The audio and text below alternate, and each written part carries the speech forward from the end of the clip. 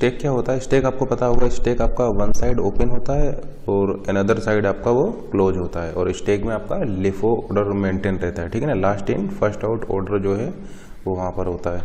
तो सबसे पहले हम डिस्कस करते हैं ADT of stack. Stack ADT का मतलब है एब्स्ट्रैक्ट डेटा टाइप। तो एडीटी का क्या मतलब होता है? एडीटी है आपका एब्स्ट्रैक्ट डेटा टाइप। तो एडीटी का मतलब ये होता है कि हम यहाँ पर इंटरनल डिटेल्स आपको नहीं बताएंगे, ठीक है ना, केवल आपको ऑपरेशंस बताएंगे कि यहाँ पर आप क्या ऑपरेशंस कर सकते हैं और कि वो ऑपरेशंस आप किस टाइप से यहाँ पर परफॉर्म करेंगे, ठीक है ना।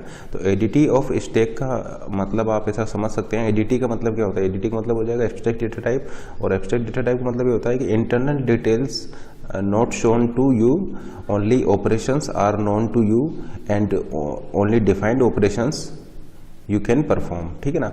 आपके पास केवल ऑपरेशंस होंगे और आप उन्हीं ऑपरेशंस को यहाँ पर परफॉर्म कर पाएंगे। उन ऑपरेशंस की इंटरनल डिटेल्स आपको नहीं पता होगी। जैसे कि कुछ ऑपरेशंस आपको यहाँ पर पता होंगे, पुश, स्टेक में आप क्या कर सकते हैं? पुश कर सकते हैं, पॉप कर सकते हैं, लेकिन वो इंटरनली किस टाइप से हो रहा है ये आपको नहीं पता है, ठीक है ना। तो वो डिटेल्स आपको नहीं पता है, आपको केवल ऑपरेशंस पता है और उन ऑपरेशंस को आप डायरेक्टली यहाँ पर यूज़ करेंगे। तो ये आपका किस टाइप का हो जाएगा? ये आपका हो जाएगा ADT, abstract data type. Abstract data type का मतलब ये है कि इंटरनल डिटेल्स आपको नहीं पता होंगी, केवल कुछ ऑपरेशंस आपको पता होंगे और वो ऑपरेशंस को ही आप वहाँ पर यूज़ कर सकते हैं। तो सबसे पहले डिस्कस करते हैं कि स्टेक की डेफिनेशन क्या है। तो डेफिनेशन आप ऐसा बोल सकते हैं कि स्टेक को आप ऐसा बोल सकते हैं कि one side open another side close. तो स्टेक क्या हो जाएगा? स्टेक आपका हो जाएगा one side open and another side close. जैसा कि आप देख रहे हैं ये आपका इस साइड से क्या है, ये इस साइड से आपका क्लोज है, जबकि इस साइड से क्या है, इस साइड से आपका ये ओपन है। तो ये आपका क्या हो जाएगा? स्टेक हो जाएगा one side open and another side close. तो ये one side open and another side close होने की वजह से क्या है कि मान लीजिए कोई आप एलिमेंट इंसर्ट कर रहे हैं तो आप इस साइड से इंसर्ट करेंगे, ठीक है ना। और मान लीजिए इंसर्ट का मतलब यहाँ पर होता है पुश। अगर आप किसी भी एलिमेंट को पुश कर रहे हैं तो इस साइड से करेंगे, और मान लीजिए एलिमेंट को आप डिलीट कर रहे हैं तो आपका इस डायरेक्शन में होगा। तो आप ऐसा बोल सकते हैं कि इस डायरेक्शन में आपका पॉप होगा। जैसे कि मान लीजिए एलिमेंट्स हैं आपके पास ए बी सी डी, तो आप उसको इस तरीके से पुश करेंगे, पहले ए को पुश करेंगे, फिर बी को करेंगे, फिर सी को करेंगे और फिर आपका डी होगा। तो आप जैसा कि आप देख पा रहे हैं आपका पुश इस तरीके से हो रहा है, ठीक है ना, इस तरीके से आप इसको पुश कर रहे हैं। जबकि पॉप आपका देखिए रिवर्स डायरेक्शन में होगा, सबसे पहले आपका डी पॉप होगा, फिर देखिए आपका सी पॉप होगा, फिर आपका बी पॉप होगा और फिर आपका ए पॉप होगा। तो ये आपका पॉप की डायरेक्शन हो गई। तो आप क्या देख रहे हैं कि ये पुश की डायरेक्शन थी, ये पॉप की डायरेक्शन है। इस डायरेक्शन में आप पुश कर रहे हैं और इस डायरेक्शन में आप पॉप कर रहे हैं। इसका मतलब जो आपका सबसे लास्ट में जो इन हुआ है वो आपका सबसे पहले आउट हो रहा है। तो इसलिए इसको बोला जाता है लास्ट इन फर्स्ट आउट, यानी जो सबसे लास्ट में इन होगा वो सबसे पहले आपका आउट होगा, क्योंकि ये डायरेक्शन आपकी रिवर्स है। ये रिवर्स क्यों हो गया डायरेक्शन? क्योंकि ये एक साइड क्लोज है और एक साइड ओपन है, ठीक है ना। उसकी ऐसा होने की वजह से इसमें ये लिफो ऑर्डर मेंटेन रहता है, लास्ट इन फर्स्ट आउट, या फिर इसको आप फिलो भी बोल सकते हैं, first in last out. Last out जो आपका सबसे पहले इन हुआ है वो देखिए सबसे लास्ट में आउट हुआ है। जो आपका सबसे पहले इन होगा ये देखिए सबसे पहले इन हुआ है, ये सबसे लास्ट में आउट होगा। तो अब इसको बोल सकते हैं लास्ट इन फर्स्ट आउट। जो सबसे लास्ट में इन हुआ है वो सबसे पहले आउट हो रहा है। यहाँ पर देखिए ये डी जो है वो सबसे लास्ट में इन हुआ है, जबकि यहाँ पर डी जो है वो सबसे पहले आउट हुआ है। तो या तो आप बोल सकते हैं लास्ट इन फर्स्ट आउट, या फिर आप बोल सकते हैं फर्स्ट इन लास्ट आउट। अब यहाँ पर एक टर्म हम डिफाइन करने जा रहे हैं, टॉप। टॉप का मतलब क्या है? टॉप आप ऐसा बोल सकते हैं, टॉप जो है वो आपके top most element in the symbol को पॉइंट करेगा, ठीक है ना। तो टॉप आप ऐसा बोल सकते हैं कि टॉप आपका या तो एक काउंटर होगा या फिर एक पॉइंटर होगा जो कि पॉइंट करेगा इस स्टैक के टॉप मोस्ट एलिमेंट को। जैसे कि इस केस में देखिए, इस केस में अभी आपका स्टैक पर टॉप मोस्ट एलिमेंट क्या है? स्टैक पर टॉप मोस्ट एलिमेंट है डी। तो आप ऐसा बोल सकते हैं कि टॉप पॉइंटर इस डी को पॉइंट करेगा, ठीक है ना। तो टॉप क्या है? टॉप आपका आप ऐसा बोल सकते हैं कि टॉप एक काउंटर ले सकते हैं या फिर आप इसको एक पॉइंटर ले सकते हैं, pointing to top most element in the stack,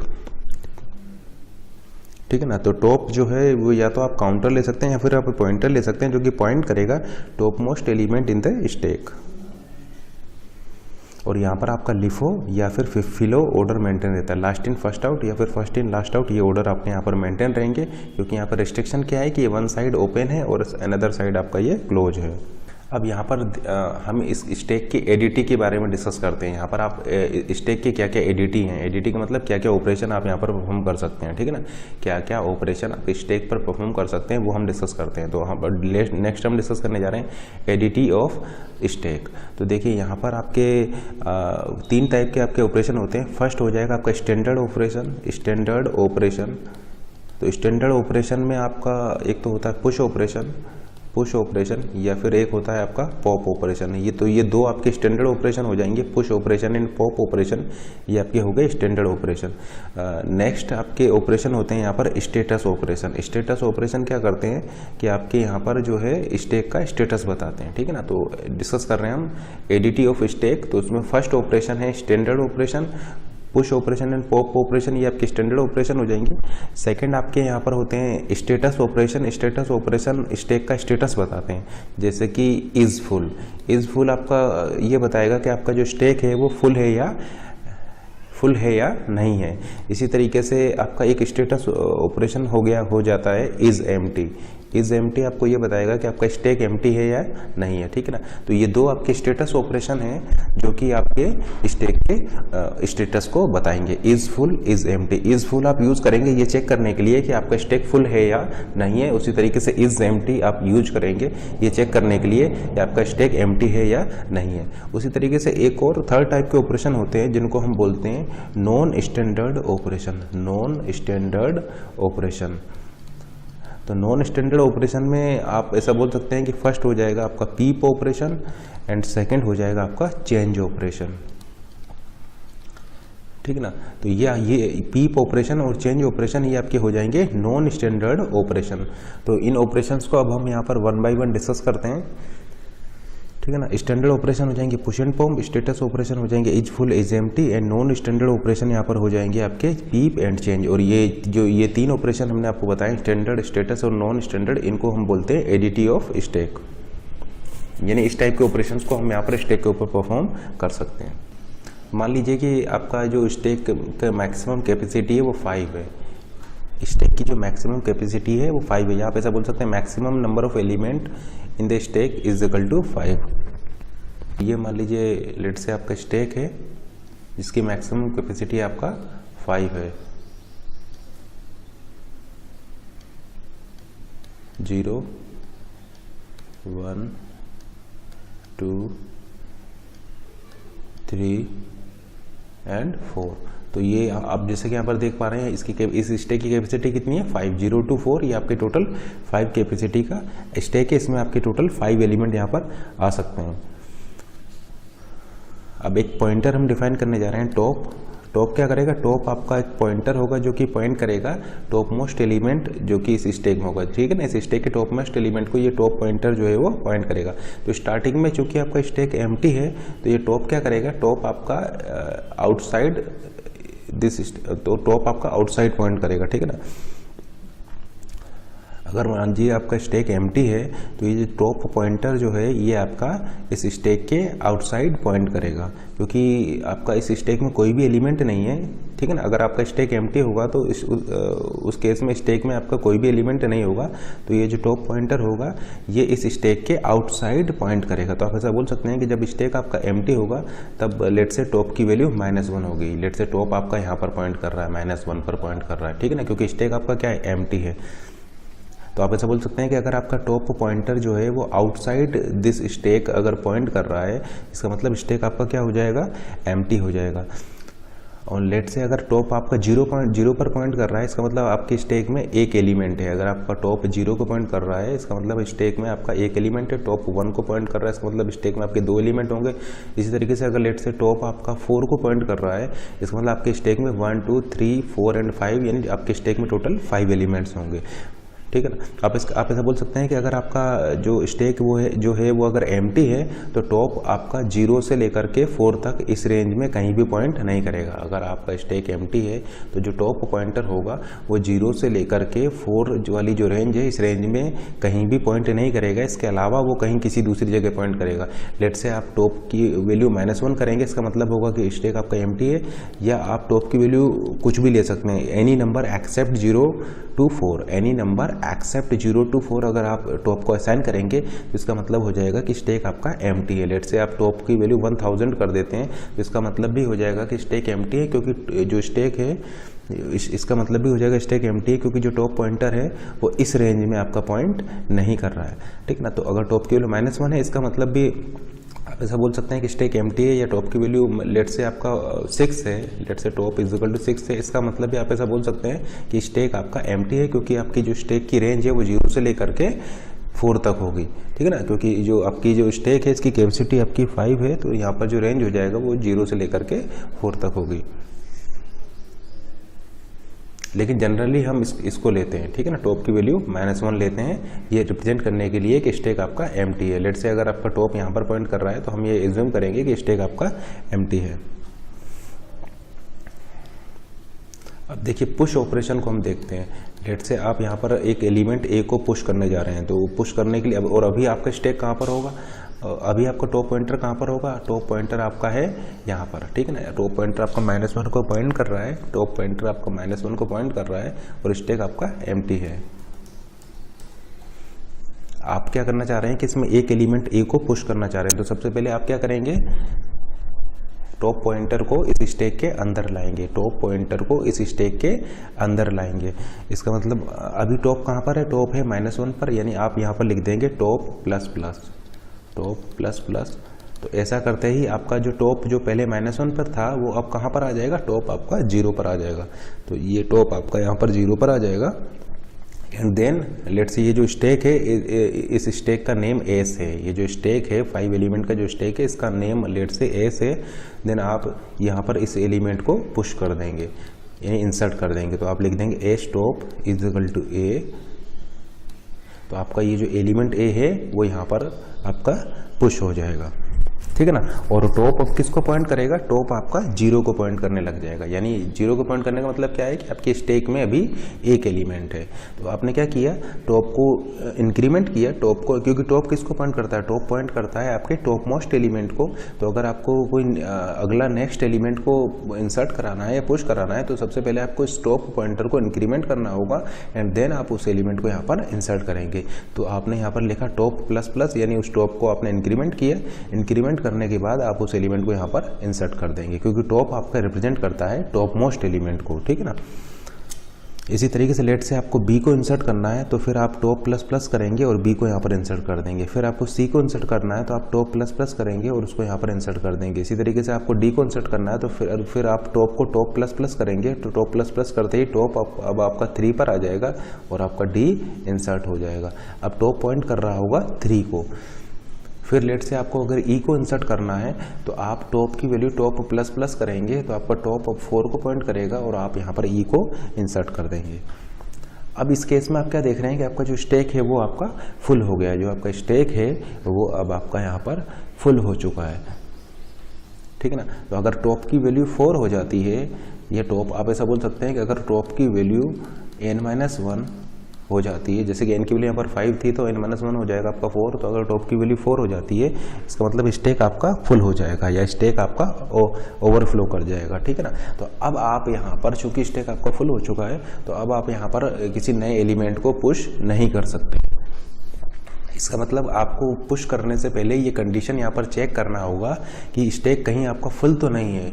यानी इंसर्ट आपको एक एलिमेंट को या पुश एक एलिमेंट को इसमें करना है तो वो आप तभी कर पाएंगे जब आपका स्टैक फुल नहीं होगा। अगर आपका स्टैक फुल है तो आप वहाँ पर ये मैसेज प्रिंट करा देंगे कि stack is full and then वहाँ से एग्जिट कर जाएंगे। इसका मतलब आप पुश तभी करेंगे जब आपका स्टैक के अंदर कोई स्पेस वेकेंट हो, ठीक है ना। अगर स्टैक आपका फुल हो चुका है देन आप वहाँ पर उस एलिमेंट को स्टैक में पुश नहीं कराएंगे। और स्टैक फुल को आप कैसे चेक करेंगे, आप चेक करेंगे इस टॉप पॉइंटर से। अगर टॉप की वैल्यू n-1 होगी देन इसका मतलब है स्टैक आपका वहाँ पर फुल है। इसका मतलब पुश कराने से पहले आपको यहाँ पर कंडीशन चेक करनी पड़ेगी कि पुश करने से पहले आपको यहाँ पर कंडीशन चेक करनी पड़ेगी कि कहीं आपका स्टैक फुल तो नहीं है। अगर स्टैक आपका फुल है देन आप उस एलिमेंट को यहाँ पर पुश नहीं कराएंगे। तो इसका मतलब यहाँ पर एक कंडीशन से आपको ये चेक करना पड़ेगा कि स्टैक आपका फुल तो नहीं है। अब एक चीज़ आपने पढ़ा होगा, एग्जिट 1 का क्या मतलब होता है, ये आपने पढ़ा होगा। देखिए एग्जिट का मतलब होता है कि आपका जो कंट्रोल है वो आपका प्रोग्राम, एग्जिट का क्या मतलब होता है, एग्जिट का मतलब होता है, एग्जिट 1 का मतलब होता है, ये एग्जिट 1 रिप्रेजेंट करता है अनसक्सेसफुल ऑपरेशन को, ठीक है ना। तो अगर आपने कहीं पर एग्जिट 1 लिख दिया है और वो एग्जीक्यूट हो रहा है, इसका मतलब ये है कि वो जो ऑपरेशन जो आप कर रहे थे वो आपका अनसक्सेसफुल रहा था। तो एग्जिट 1 जो होता है वो अनसक्सेसफुल ऑपरेशन को रिप्रेजेंट करने के लिए आप वहाँ पर यूज़ करते हैं, या आप ऐसा बोल सकते हैं कि एग्जिट 1 जो होता है वो एबनॉर्मल टर्मिनेशन या अनसक्सेसफुल ऑपरेशन को रिप्रेजेंट करता है, ठीक है ना। तो एबनॉर्मल टर्मिनेशन या अनसक्सेसफुल ऑपरेशन अगर आपको करना हो तो आप वहाँ पर एग्जिट 1 का यूज़ करेंगे। तो अब हम पुश के लिए कोड लिखते हैं। देखिए पुश के लिए कोड लिखते हैं, किस तरीके से आप एक एलिमेंट को स्टैक में पुश कराएं। तो देखिए आपको एक एलिमेंट को स्टैक में पुश कराना है, आपको एक एलिमेंट को स्टैक में पुश कराना है या इंसर्ट कराना है। तो क्या आपको जिस एलिमेंट को आप पुश करा रहे हैं उसको रिटर्न कराने की ज़रूरत है? नहीं, उस एलिमेंट को आपको यहाँ पर रिटर्न कराने की कोई ज़रूरत नहीं है, क्योंकि उस एलिमेंट को तो आप स्टैक में पुश करने जा रहे हैं। इसका मतलब इसका रिटर्न टाइप क्या हो जाएगा, रिटर्न टाइप हो जाएगा आपका वॉइड, क्योंकि आप जो एलिमेंट को यहाँ पर पुश करा रहे हैं उसको रिटर्न कराने की आपको कोई ज़रूरत नहीं है। लेट से जो फंक्शन आप यूज कर रहे हैं वो फंक्शन नेम है आपका पुश, जो फंक्शन नेम है वो है पुश। अब देखिए यहाँ पर आपको किस किस पैरामीटर की रिक्वायरमेंट होगी। तो सबसे पहले तो आपको स्टैक नेम आपको पता होना चाहिए, क्योंकि आपको पुश करना है। तो पुश आप तभी कर पाएंगे जब आपको स्टैक का एड्रेस या स्टैक नेम आपको पता होगा। तो सबसे पहले आपको यहाँ पर पैरामीटर में क्या पास करना होगा, आपको स्टैक का नेम पास करना होगा। तो ये एस क्या है, एस आपका वो स्टैक है जिसमें कि आप उस एलिमेंट को पुश करने जा रहे हैं। तो स्टैक नेम आपको यहाँ पर पास करना होगा, तो ये स्टैक नेम हो जाएगा।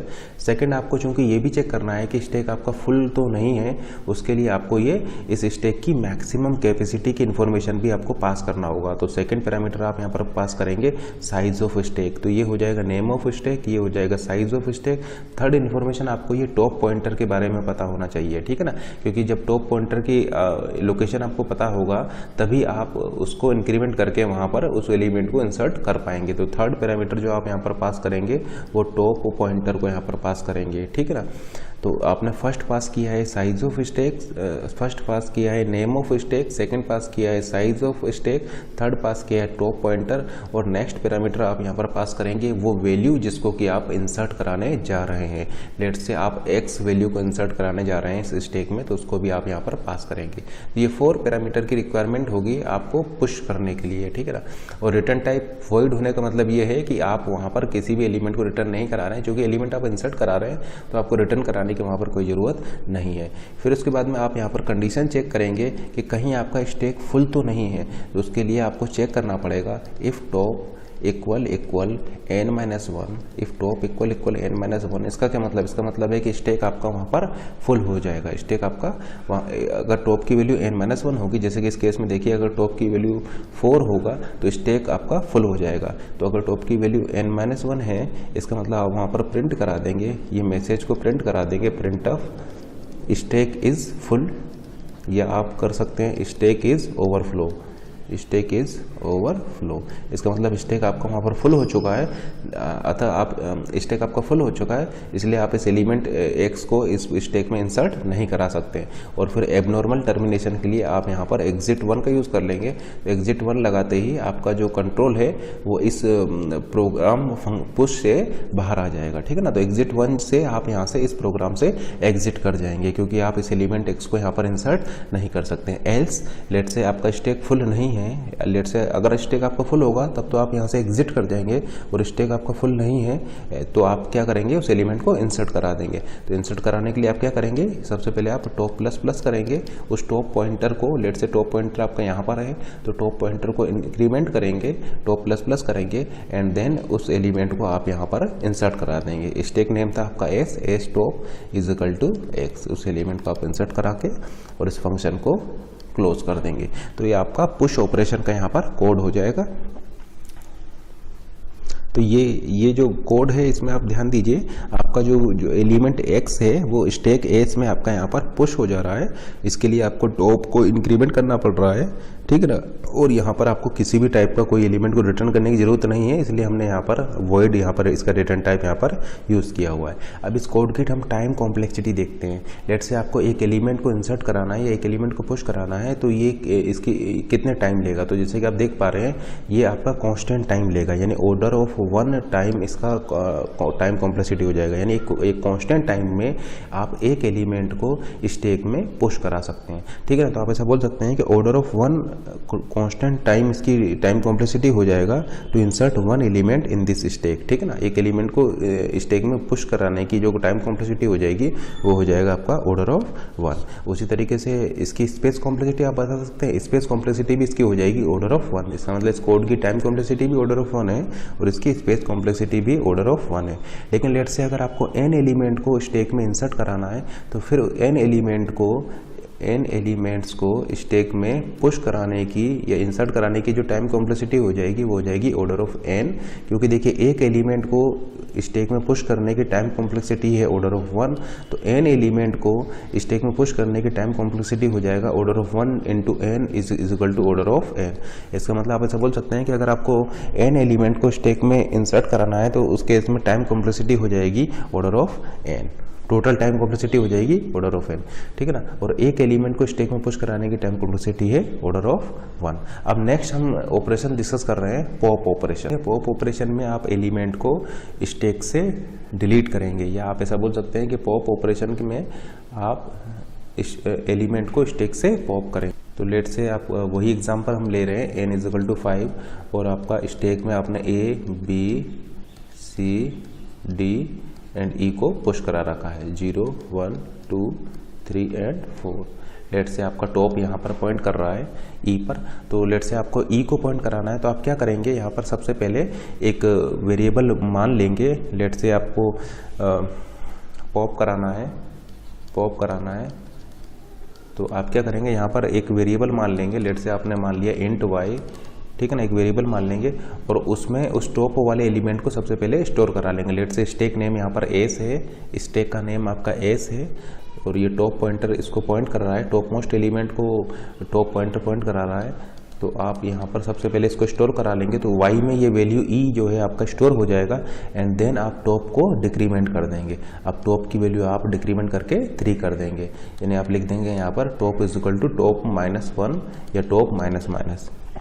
और फिर ये जो वैल्यू है, जो एलिमेंट आपने ई जिसको कि आपने पॉप कराया है उसको आप यहाँ पर रिटर्न कर देंगे। तो आप लिख देंगे रिटर्न y।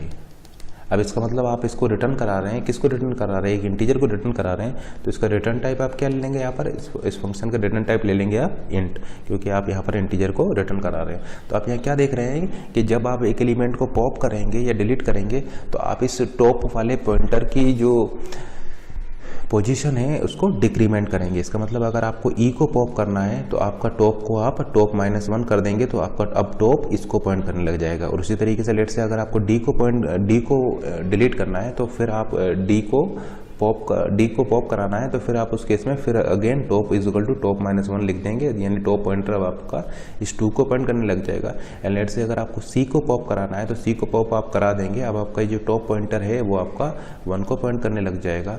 फिर लेट से आपको अगर बी को पॉप कराना है तो बी को पॉप करा देंगे और आपका टॉप पॉइंटर अब 0 को पॉइंट करने लग जाएगा। लेट से अब आपका स्टैक में केवल एक ही एलिमेंट बचा हुआ है एंड आप अगर उसको भी पॉप करा देते हैं देन टॉप आपका अब यहाँ पर -1 को पॉइंट करने लग जाएगा। तो अगर टॉप आपका -1 को पॉइंट करता है इसका मतलब ये है कि आपका स्टैक एम्प्टी हो चुका है।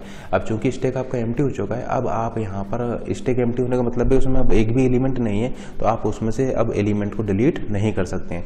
इसका मतलब अगर आप स्टैक में से एलिमेंट को डिलीट करने जा रहे हैं या पॉप करने जा रहे हैं तो यहाँ पर आपको एक कंडीशन चेक करनी होगी कि कहीं स्टैक आपका एम्प्टी तो नहीं है। अगर स्टैक एम्प्टी है तो उस केस में आपको वहाँ से एग्जिट करना पड़ेगा, क्योंकि चूंकि स्टैक एम्प्टी है तो आप वहाँ पर एलिमेंट को डिलीट या पॉप नहीं कर सकते। इसका मतलब यहाँ पर आप एक कंडीशन लगाकर ये चेक करेंगे कि स्टैक कहीं आपका एम्प्टी तो नहीं है।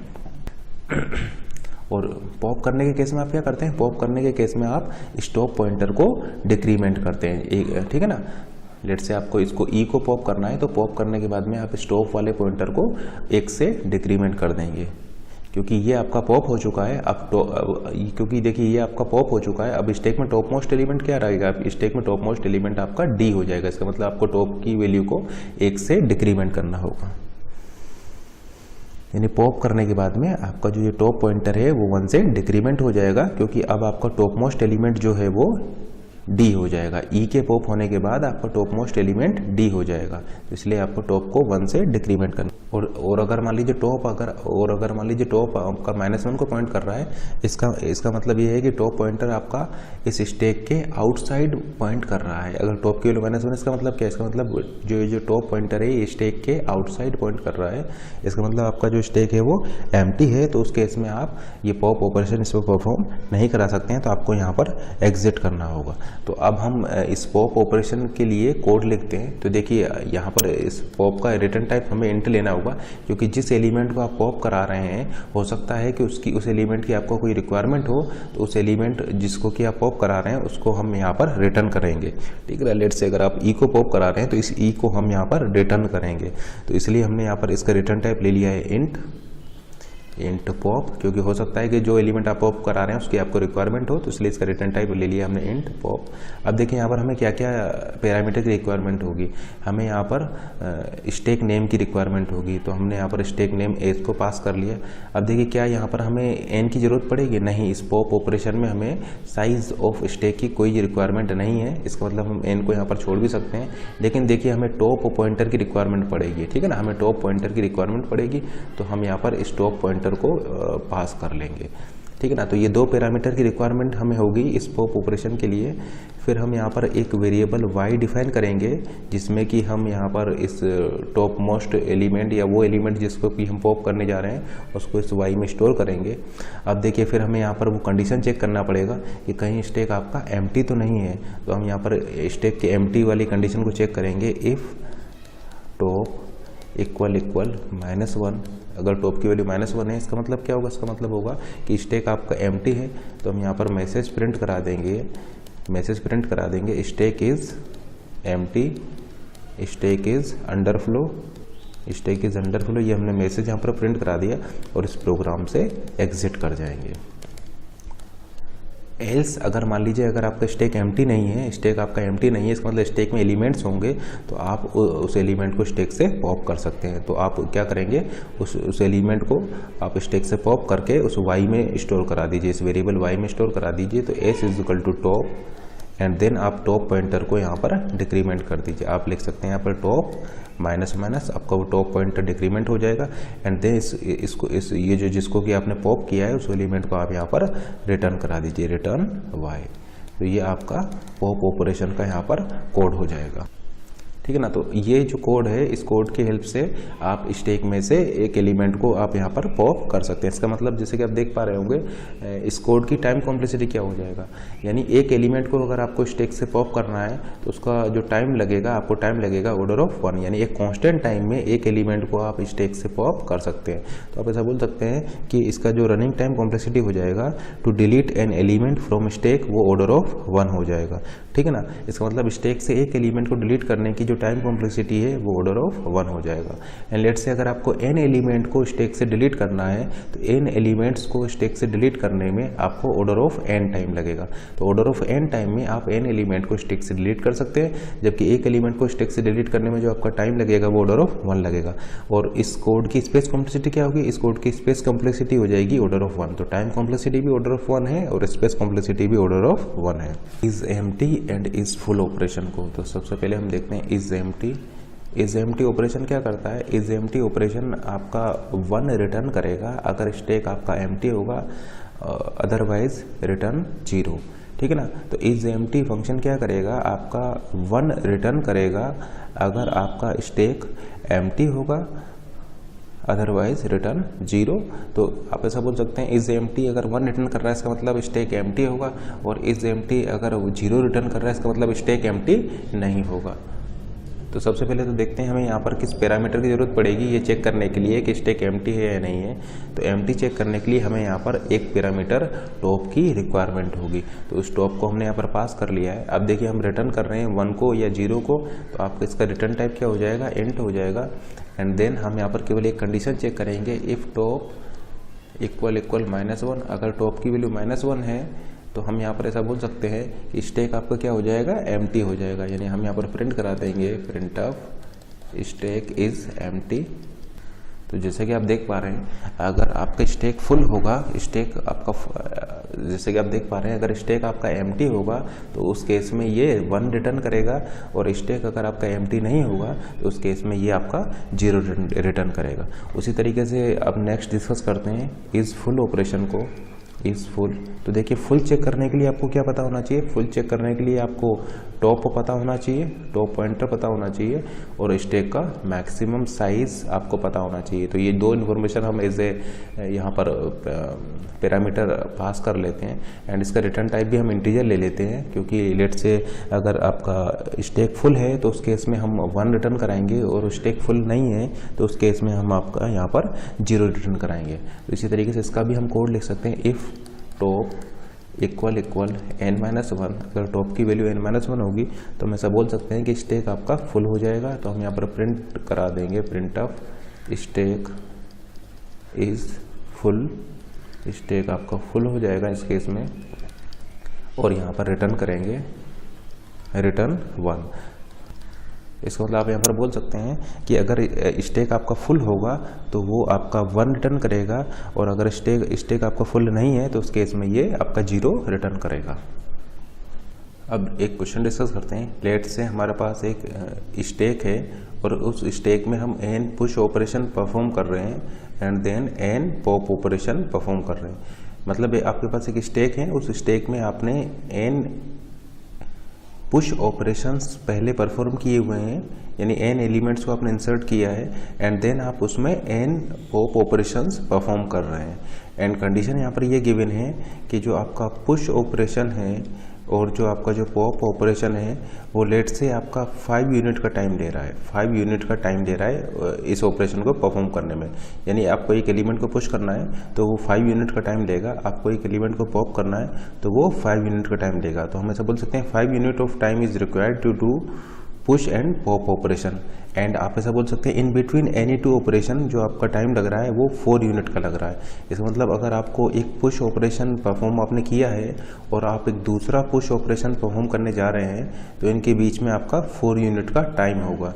या लेट से आपने एक पुश ऑपरेशन परफॉर्म किया हुआ है और आप एक पॉप ऑपरेशन परफॉर्म करने जा रहे हैं तो उसमें आपका जो टाइम लगेगा इन 2 ऑपरेशन के बीच का जो टाइम होगा, यानी पुश ऑपरेशन करने में आपको 5 यूनिट का टाइम लगेगा, पॉप ऑपरेशन करने में आपको 5 यूनिट का टाइम लगेगा, और पुश और पॉप के बीच में जो आपका इंटरवल रहेगा वो 4 यूनिट का होगा। तो हम ऐसा बोल सकते हैं कि 5 यूनिट का आपको टाइम लग रहा है पुश और पॉप ऑपरेशन को परफॉर्म करने में, ठीक है ना। पुश ऑपरेशन को परफॉर्म करने में आपको 5 यूनिट का टाइम लगेगा, पॉप ऑपरेशन को परफॉर्म करने में आपको 5 यूनिट का टाइम लगेगा, और आपका जो amount of time required in between any 2 stack operation वो आपका 4 यूनिट गिवन है, ठीक है ना। इसका मतलब पुश के बीच में जो आपका टाइम लगेगा वो 4 यूनिट का लगेगा, पुश पॉप के बीच में जो टाइम आपका लगेगा वो 4 यूनिट का लगेगा।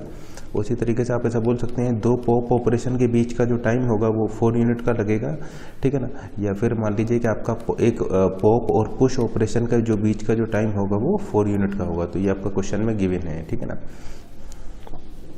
यानी आप ऐसा बोल सकते हैं कि 4 यूनिट का टाइम आपका लगेगा इन बिटवीन एनी 2 स्टैक ऑपरेशन। यानी एक पुश ऑपरेशन करने के बाद आप 4 सेकंड के बाद या 4 यूनिट के टाइम के बाद आप दूसरा पुश ऑपरेशन को परफॉर्म करेंगे। तो आप ऐसा बोल सकते हैं कि पुश ऑपरेशन को परफॉर्म करने में आपका 5 यूनिट का टाइम लग रहा है, पॉप ऑपरेशन को परफॉर्म करने में आपका 5 यूनिट का टाइम लग रहा है, और in between any 2 stack operation आपको 4 यूनिट का टाइम लगेगा, ठीक है ना।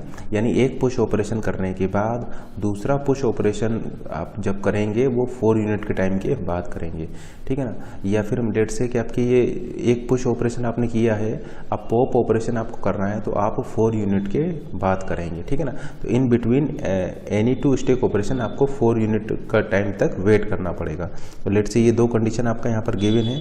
फिर आपसे वो पूछता है कि लाइफ टाइम क्या होगा किसी एक एलिमेंट का, आपसे वो स्टैक के किसी एक एलिमेंट का आपसे लाइफ टाइम पूछता है। तो सबसे पहले हम डिफाइन करते हैं कि लाइफ टाइम क्या होता है। Life time of an element in stack, ठीक है ना। तो लेट से आपके पास एक ये स्टैक है और इसमें आपने एक एलिमेंट ए को पुश किया है एंड आप फिर इस एलिमेंट ए को पॉप करने जा रहे हैं, तो आपका इस एलिमेंट ए का लाइफ टाइम क्या होगा।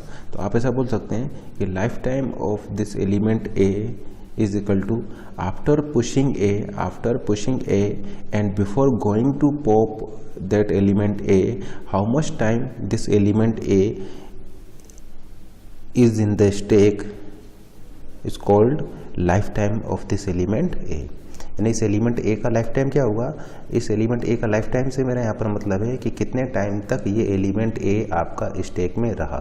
जितने टाइम तक ये एलिमेंट आपका स्टैक में रहेगा वो उस एलिमेंट का लाइफ टाइम हो जाएगा। लाइफ टाइम का मतलब है वो एलिमेंट आपके स्टैक में कितने टाइम तक रहा। तो ये कैसे निकालेंगे, आप ऐसा बोल सकते हैं after pushing A and before going to pop that element A, how much time it was in the stack is the lifetime of that element।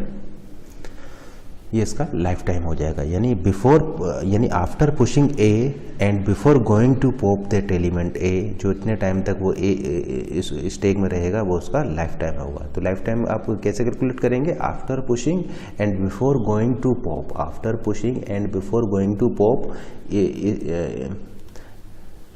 After pushing and before going to pop, जो before going to pop जितने time तक वो element उस stake में रहेगा वो उसका life time है। और ये कंडीशन आपको गिवन है कि पुश ऑपरेशन करने में आपको 5 टाइम लग रहा है, पॉप ऑपरेशन करने में आपको 5 यूनिट का टाइम लग रहा है, और in between any two stack operation आपको 4 यूनिट के टाइम तक। इसका मतलब push and pop operation 5 unit के टाइम ले रहे हैं, and in between any two stack operation जो आपका टाइम लग रहा है वो 4 यूनिट का लग रहा है। इसका मतलब आपने एक पॉप ऑपरेशन परफॉर्म कर दिया है, तो उस पॉप ऑपरेशन के परफॉर्म करने के 4 यूनिट के टाइम के बाद ही आप दूसरा पुश ऑपरेशन यहाँ पर परफॉर्म करेंगे। या लेट्स से इसको देखिए, आपने एक पुश ऑपरेशन परफॉर्म कर दिया है, तो अब 4 यूनिट के टाइम के बाद ही आप दूसरा पुश ऑपरेशन परफॉर्म करेंगे। और लाइफ टाइम से यहाँ पर मेरा मतलब है after pushing A and before going to pop that element A, how much time it was in the stack is the life time of that element, वो उसका लाइफ टाइम हो जाएगा। जैसे कि एक एग्जांपल से देखते हैं। लेट से अगर आप यहाँ पर 2 एलिमेंट की बात करें, n is equal to 2 element की हम बात कर रहे हैं a और b की, तो इनके लिए हम यहाँ पर इनके लाइफ टाइम कैलकुलेट करते हैं। कंडीशन ये गिवन है, इन 2 एलिमेंट के लिए हम यहाँ पर लाइफ टाइम कैलकुलेट करते हैं, इनका लाइफ टाइम कैलकुलेट करेंगे और फिर हम इनका एवरेज लाइफ टाइम कैलकुलेट करेंगे। एवरेज लाइफ टाइम इनका हम कैलकुलेट करेंगे।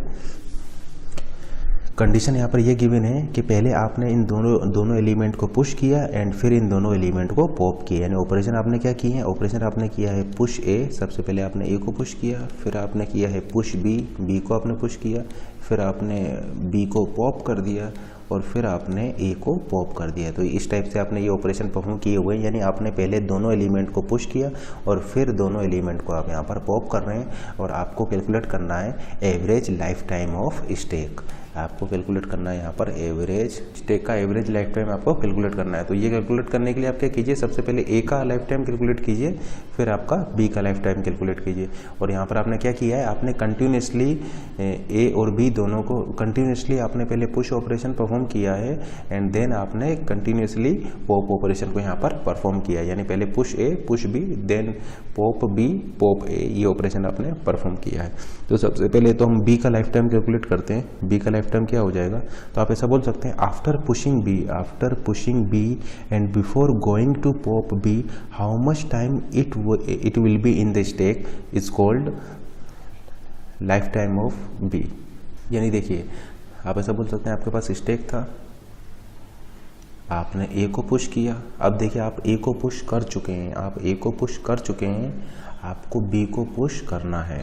तो आप ए को पुश कर चुके हैं, आपको बी को पुश करना है, तो इन दोनों के बीच में आप कितने टाइम तक वेट करेंगे, 4 टाइम तक आप वेट करेंगे एंड देन आप क्या कर दिए, आप बी को पुश कर दिए। अब आप बी को पुश कर चुके हैं और आपको बी को पॉप करना है, तो इन दोनों के बीच में आप कितने टाइम तक वेट करेंगे, 4 यूनिट के टाइम तक वेट करेंगे। इसका मतलब आप बी को पुश कर चुके हैं और आपको बी को पॉप करना है, लेकिन आप 4 टाइम तक यहाँ पर वेट करेंगे और 4 टाइम के बाद में आप इस बी को पॉप कर देंगे। यानी बी को पुश करने में आपको 5 टाइम लगेगा, बी को पुश करने में आपको 5 यूनिट का टाइम लगेगा, एंड फिर आपको बी को पॉप करने के लिए 5 यूनिट के टाइम तक वेट करना पड़ेगा, क्योंकि आप पुश कर चुके हैं। तो पुश और पॉप दोनों के बीच में आपको 4 यूनिट के टाइम तक वेट करना पड़ेगा। तो बी को पुश करने में आपको 5 यूनिट का टाइम लगा। अब आप बी को पॉप करना चाहते हैं, लेकिन आपको 4 यूनिट के टाइम तक यहाँ पर वेट करना पड़ेगा, और फिर आप बी को पॉप करेंगे। तो बी को पॉप करने में आपको 5 यूनिट का टाइम यहाँ पर लगेगा। तो हम ऐसा बोल सकते हैं कि after pushing B and before going to pop B, आपका ये जो बी जो है ये इस 4 यूनिट के टाइम तक स्टेक में रहा, ठीक है ना। तो इस बी का लाइफ टाइम क्या हो जाएगा, बी का लाइफ टाइम हो जाएगा 4, ठीक है ना। देखिए बी को पुश करने में आपको 4 यूनिट का बी को पुश करने में आपको 5 यूनिट का टाइम लगेगा, बी को पॉप करने में आपको 5 यूनिट का टाइम लगेगा, लेकिन आप चूँकि पुश कर चुके हैं तो पॉप आप करेंगे 4 यूनिट के बाद, तो उतने टाइम तक बी आपका स्टेक में रहा। तो इस बी का लाइफ टाइम हो जाएगा आपका यहाँ पर 4, क्योंकि लाइफ टाइम क्या होता है, लाइफ टाइम इसका हो जाएगा after pushing B and before going to pop B how much time it will be in the stack. तो आपका ये 4 यूनिट तक स्टेक में रहा था, क्योंकि आपका ये कंस्टेंट गिवन था कि पुश और पॉप के बीच में जो आपका टाइम लगेगा वो 4 यूनिट का डिले आपको यहाँ पर रखना होगा। तो इसका मतलब आप ऐसा बोल सकते हैं आपने बी को पुश कर दिया, अब 4 यूनिट तक आपने यहाँ पर वेट किया और फिर आप बी को पॉप कर देंगे। तो पुश करने के बाद और इसको पॉप करने आप जा रहे हैं, इस इंटरवल में आपका ये कितने टाइम तक स्टेक में रहा, 4 यूनिट तक रहा। यानी after pushing B before going to pop B, 4 unit के टाइम तक आपका बी यहाँ पर स्टेक में रहा, इसलिए बी का लाइफ टाइम हो जाएगा 4। तो बी का लाइफ टाइम हो गया 4। इसी तरीके से क्या आप मुझे बता सकते हैं कि ए का लाइफ टाइम क्या होगा। तो देखिए ए का लाइफ टाइम आप कैसे कैलकुलेट करेंगे। देखिए आफ्टर पुशिंग ए, यानी ए को आप पुश कर दिए हैं, आफ्टर पुशिंग ए यानी ए को आप पुश कर चुके हैं, and before going to pop A, इसके बीच का टाइम आपको लेना है। After pushing A and before going to pop A, इनके बीच का आपको टाइम लेना है। तो आफ्टर पुशिंग ए को आप पुश कर चुके हैं, अब आप 4 यूनिट के टाइम तक वेट करेंगे। आप ए को पुश कर चुके हैं, 4 यूनिट के टाइम तक आप वेट करेंगे, फिर आप बी को पुश करेंगे। बी को पुश करने में आपको 5 यूनिट का टाइम लगेगा, बी को पुश करने में आपको 5 यूनिट का टाइम लगेगा। देखिए ए को आप पुश कर चुके हैं, क्योंकि हमें निकालना है after pushing A and before going to pop A, जितने टाइम तक आपका ए स्टेक में रहा वो उसका लाइफ टाइम हो जाएगा। तो देखिए ए को आप पुश कर चुके हैं, अब ए को पुश कर चुके हैं, उसके बाद में आपको 4 यूनिट तक वेट करना होगा, फिर आप 4 यूनिट के बाद आप बी को पुश करेंगे। बी को पुश करने में आपको 5 यूनिट का टाइम यहाँ पर लग जाएगा। अब चूँकि आप बी को पुश कर चुके हैं, अब आपको बी को पॉप करना है, लेकिन आप चूँकि इसको पुश कर चुके हैं तो पॉप करने के लिए आपको अगेन फिर 4 यूनिट के टाइम तक यहाँ पर वेट करना पड़ेगा। देखिए आप 4 यूनिट के टाइम तक वेट कर रहे हैं, क्योंकि आप बी को पुश कर चुके हैं। अब आपको बी को पॉप करना है, लेकिन 4 यूनिट के टाइम तक आपको यहाँ पर वेट करना पड़ेगा। तो पुश और पॉप के बीच में देखिए आपका इंटरवल कितना का होना चाहिए, डिले कितने का होना चाहिए, 4 यूनिट का होना चाहिए। तो बी को आप पुश कर चुके हैं, पुश करने में 5 यूनिट का टाइम लगा, आपको बी को पॉप करना है, लेकिन आपको 4 यूनिट तक वेट करना पड़ेगा और फिर आपको बी को पॉप करना है। तो आप चूँकि आप बी को पॉप करने जा रहे हैं, तो बी को पॉप करने में आपको यहाँ पर 5 मिनट का टाइम फिर लगेगा। अब देखिए आप बी को पॉप कर चुके हैं, बी को पॉप आप कर चुके हैं, अब आपको ए को पॉप करना है, लेकिन आप बी को पॉप कर चुके हैं, बी को पॉप करने में आपको 5 मिनट का टाइम लगेगा, लेकिन अब आपको ए को पॉप करना है, लेकिन बी को पॉप कर चुके हैं, आपको ए को पॉप करना है। तो लेकिन आपको ये पॉप में देखिए डिले कितने का रखना है, 4 का रखना है। इसलिए आप ऐसा बोल सकते हैं कि आप 4 यूनिट के टाइम तक वेट करेंगे, क्योंकि देखिए आप बी को पॉप कर चुके हैं, 4 यूनिट के टाइम तक आपने वेट किया और अब आप ए को पॉप करने जा रहे हैं। तो ए को पुश करने के बाद और ए को पॉप करने यानी तो ए के after pushing A and before going to pop A आपको जो टाइम लगेगा वो ये लगेगा। यानी आपका टाइम क्या हो जाएगा, इतना टाइम तक ए एलिमेंट जो है वो स्टेक में रहा, कितने टाइम तक रखा, 4 टाइम तक यहाँ रहा, प्लस 5 टाइम तक यहाँ रहा, प्लस 4 प्लस 5 प्लस 4। तो ये ए का लाइफ टाइम हो जाएगा। यानी आप यहाँ पर क्या देख रहे हैं, आप यहाँ पर ये पैटर्न देख सकते हैं। तो ये 5 और 4 का पैटर्न यहाँ पर मैच कर रहा है। देखिए यहाँ पर 4 था, यहाँ पर ये 5 4 और यहाँ पर 4 5 और 5 4 आया। ये क्यों आया? ये इसलिए आया क्योंकि देखिए ये आपको 4 आया क्योंकि आपको वेट करना पड़ेगा, फिर इसको पुश करने में आपका 5 टाइम लगेगा, ठीक है ना। तो ये आपका आया क्योंकि आपको 4 टाइम तक वेट करना पड़ा, ये आपको पुश करने में टाइम लगा, ये आपको फिर वेट करना पड़ा, ये उसका टाइम है, ये आपका पॉप करने का टाइम है, और फिर ये आपका वेटिंग टाइम है। इसलिए आप ऐसा बोल सकते हैं कि ये 4 5 आया है तो इधर आपका 5 4 आएगा और ये 4 आपका बीच में आया, तो ये आपका पैटर्न रहेगा। इसको आप सॉल्व करेंगे तो आपका आंसर क्या आ जाएगा? 5 + 4 10, 10 + 10 20, 24, यानी आपका ए का लाइफ टाइम हो गया 24 और बी का लाइफ टाइम हो गया 4। सॉल्व करेंगे तो आपका क्या आएगा? आपका आ जाएगा, देखिए 5 + 4 9, 9 + 9 18, 18 + 4 आपका हो जाएगा 22, यानी ए का लाइफ टाइम हो जाएगा 22 यूनिट और बी का लाइफ टाइम हो जाएगा 4, ठीक है ना। ए का लाइफ टाइम हो गया 22, बी का लाइफ टाइम हो गया 4, यानी टोटल लाइफ टाइम क्या हो जाएगा? टोटल लाइफ टाइम हो जाएगा 22 + 4 विच इज इक्वल टू 26, यानी टोटल लाइफ टाइम हो जाएगा इसका 26।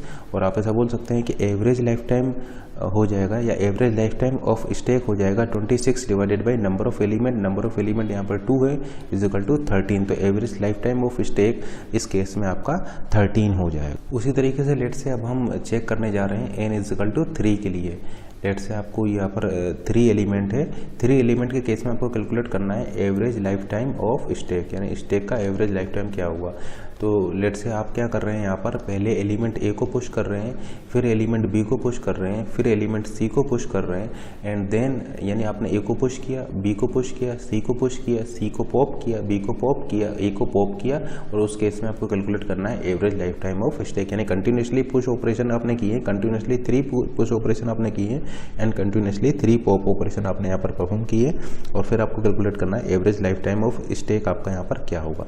तो सबसे पहले तो हम इस सी एलिमेंट के लिए कैलकुलेट करते हैं। तो देखिए सी एलिमेंट के लिए तो आपका जो एवरेज लाइफ टाइम हो जाएगा वो काफ़ी सिंपल है। सी एलिमेंट के लिए तो जैसे कि आप देख पा रहे हैं, ठीक वही कंसेप्ट आप लगा देंगे, सी का जो लाइफ टाइम हो जाएगा वो 4 हो जाएगा। कैसे हो जाएगा वो देखिए इस तरीके से हो जाएगा, आप ए को पुश कर चुके हैं, आप बी को पुश कर चुके हैं, और देखिए आप सी को पुश कर चुके हैं, सी को पुश कर चुके हैं, और आप सी को पॉप करने जा रहे हैं, सी को पुश कर चुके हैं, सी को पॉप करने जा रहे हैं। इस बीच में आपको 4 यूनिट के टाइम तक वेट करना पड़ेगा। तो वो सी कितने टाइम तक रहा? बिफोर यानी after pushing C and before going to pop C, आपका सी जो है वो 4 यूनिट के टाइम तक रहेगा, क्योंकि जो डिले लगता है 2 ऑपरेशंस के बीच में वो 4 गिवन है, इसलिए सी का जो लाइफ टाइम हो जाएगा वो 4 हो जाएगा। अब हम कैलकुलेट करते हैं बी का लाइफ टाइम क्या होगा। तो देखिए बी के लिए आपका क्या, आप किस तरीके से कैलकुलेट करेंगे, आप ऐसे बोल सकते हैं, देखिए बी के लिए बी का लाइफ टाइम हो जाएगा after pushing B and before going to pop B, जितने टाइम तक बी यहाँ पर रहेगा। तो आफ्टर पुशिंग बी यानी आप बी को पुश कर चुके हैं, and before going to pop B यानी आफ्टर पुशिंग बी, यानी बी को आप पुश कर चुके हैं। अब देखिए 4 यूनिट के टाइम तक आपको वेट करना पड़ेगा, क्योंकि आप बी को पुश कर चुके हैं, तो 4 यूनिट के टाइम तक आप वेट करेंगे। फिर आप सी को पुश करेंगे, सी को पुश करने में आपका 5 मिनट का टाइम लगेगा, तो सी को पुश करने में आपका 5 मिनट का टाइम लगेगा। अब चूँकि आप सी को पुश कर चुके हैं, अब आपको सी को पॉप करना है, तो सी को पॉप करने में आपको 4 यूनिट के टाइम तक और वेट करना पड़ेगा, यानी पुश कर चुके हैं, पॉप करना है, फिर अगेन 4 यूनिट का डिले आपको यहाँ पर रखना पड़ेगा। अब आप सी को पॉप करने जा रहे हैं, तो सी को पॉप करने में आपको 5 यूनिट का टाइम लगेगा। अब सी को आप पॉप कर चुके हैं और बी को पॉप करेंगे, इसमें फिर अगेन आपको 4 यूनिट का डिले यहाँ पर रखना पड़ेगा, एंड अब आप यहाँ पर बी को पॉप करने जा रहे हैं, यानी after pushing B and after pushing B and before going to pop B, आपको इतने टाइम तक यहाँ पर ये एलिमेंट बी में रहेगा, तो इसका लाइफ टाइम हो जाएगा। ये ठीक यही कॉन्सेप्ट है आपका जो हमने यहाँ पर लगाया था। तो बी का लाइफ टाइम क्या हो जाएगा, ये हो गया देखिए आपका 4 + 5 + 4 + 5 + 4। देखिए फिर आप ये बोल सकते हैं कि यहाँ पर आपका ये पैटर्न बन गया है, या इसको मैं इस तरीके से भी लिख सकता हूँ, ट्वाइस 4 + 5 + 4। इसको मैं क्या लिख सकता हूँ, इसको ये आपका बी का टाइम हो जाएगा, ठीक है ना। अब कैलकुलेट करते हैं ए का टाइम क्या होगा। तो देखिए हम यहीं पर ही आपको बता दे रहे हैं, क्योंकि ये देखिए पैटर्न बन रहा है, तो इजीली आप यहाँ पर ए के लिए भी निकाल सकते हैं। ए के लिए क्या हो जाएगा, after pushing A and before going to pop A, after pushing A and before going to pop A. अब देखिए आप ए को पुश कर चुके हैं, आपको बी को पुश करना है, लेकिन आपको डिले कितने का रखना पड़ेगा, डिले आपको 4 का आपको यहाँ पर रखना पड़ेगा। यानी आप ए को पुश कर चुके हैं, 4 का डिले रखना पड़ेगा। डिले रखने के बाद आप अब बी को पुश करना स्टार्ट कर देंगे। बी को पुश करने में आपको 5 यूनिट का टाइम लगेगा। देन आपका ये सेम सीरीज यही चल जाएगा, ये जो सेम आपका इसीलिए पैटर्न बन रहा है यहाँ पर, सेम आपका यही लग जाएगा। एंड देन आप यहाँ आप डायरेक्टली हम यहाँ पर आ जा रहे हैं। देखिए आप सी को पॉप कर चुके हैं, सी को पॉप कर चुके हैं, लेकिन बी को आप पॉप करना है। इस बीच में आपको जो है 4 यूनिट का टाइम लगेगा। अब आप बी को पॉप कर सकते हैं, बी को पॉप करने में आपको 5 यूनिट का टाइम लगेगा। अब बी को आप पॉप कर दिए हैं, अब ए को आपको पॉप करना है, लेकिन 4 यूनिट के टाइम तक आपको वेट करना पड़ेगा। अब आप यहाँ पर ए को पॉप कर सकते हैं, यानी after pushing A and before going to pop A आपको इतने टाइम तक यहाँ पर वेट करना पड़ेगा। तो फिर देखिए ए के लिए आपका लाइफ टाइम क्या हो जाएगा, तो आप बोल सकते हैं 4 + 5 + 4 + 5 + 4 + 5 + 4 + 5 + 4। जैसा कि आप देख पा रहे हैं यहाँ पर आपका पैटर्न बन रहा है 4 5 4 5 5 4 5 4 और ये 4, यानी ए का लाइफ टाइम क्या हो जाएगा, ए का लाइफ टाइम हो जाएगा यहाँ पर। देखिए ये क्या हो जाएगा आपका, ये हो जाएगा 2 × 2 × 4 + 5 + 4। तो जैसे कि आप देख पा रहे हैं, अगर आपके यहाँ पर एक और एलिमेंट हम ले लें, एक चौथा एलिमेंट ले लें, तो चौथा एलिमेंट लेते ही आपका फिर से ये 4 5 इधर से बढ़ जाएगा और 5 4 आपका इधर से बढ़ जाएगा, यानी यहाँ पर क्या आ जाएगा, आपका 3 आ जाएगा। तो जैसा कि आप देख पा रहे हैं, हम यहाँ पर एक पैटर्न आइडेंटिफाई कर पा रहे हैं कि सी के सबसे टॉप मोस्ट एलिमेंट के लिए लाइफ टाइम क्या हो जाएगा, तो ये हो जाएगा आपका 2 × 0 4 + 5 + 4। अब बी के लिए क्या हो जाएगा, बी के लिए आपको क्या हो जाएगा 2 × 1, जैसे कि आप देख रहे हैं 2 × 1 4 + 5 + 4। सी के लिए क्या हो जाएगा, सी के लिए आपका हो जाएगा 2 × 2 4 + 5 + 4। इसी तरीके से अगर आपका 4th एलिमेंट डी होता तो डी के लिए आपका क्या हो जाता 2 × 3, यानी 6 टाइम आपका ये रिपीट करता। 6 टाइम कैसे करता, देखिए एक टाइम ये हो गया, दूसरे टाइम ये हो गया, तीसरे टाइम यहाँ होता और फिर एक और यहाँ पर होता, ठीक है ना। तो ये देखिए 1 2 3 1 2 3, यानी टोटल आपका ये 6 टाइम आता। तो इसलिए आपका आप ऐसा बोल सकते हैं कि ये आपका ये एक सीरीज टाइप का ये बन जाएगा। तो इस 3 के केस में हम कैलकुलेट करते हैं कि average life time of stack क्या हो जाएगा।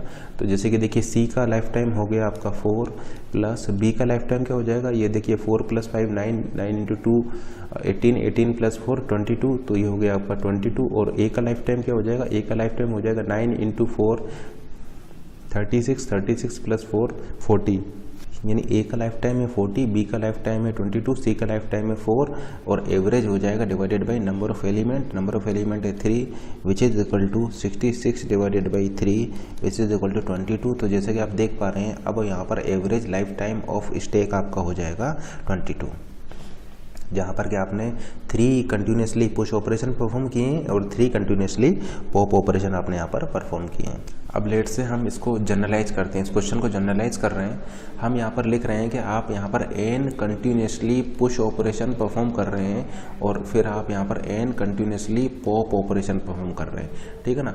आप यहाँ पर n continuously push operation perform कर रहे हैं और फिर आप n continuously pop operation perform कर रहे हैं, ठीक है ना। यानी n एलिमेंट को आप कंटिन्यूसली पुश कर रहे हैं एंड देन n एलिमेंट को आप कंटिन्यूसली पॉप कर रहे हैं। एंड लेट से जो स्टेक ऑपरेशन करने में आपको जो टाइम लग रहा है वो x लग रहा है, स्टेक ऑपरेशन को करने में आपका जो टाइम लग रहा है वो x लग रहा है। और इन बिटवीन जो 2 स्टेक ऑपरेशन जो आपको टाइम लग रहा है वो लेट से आपका y गिवन है। देन आपको कैलकुलेट करना है average life time of stack, अब यहाँ पर क्या होगा। तो हमने इस क्वेश्चन को जनरलाइज कर दिया।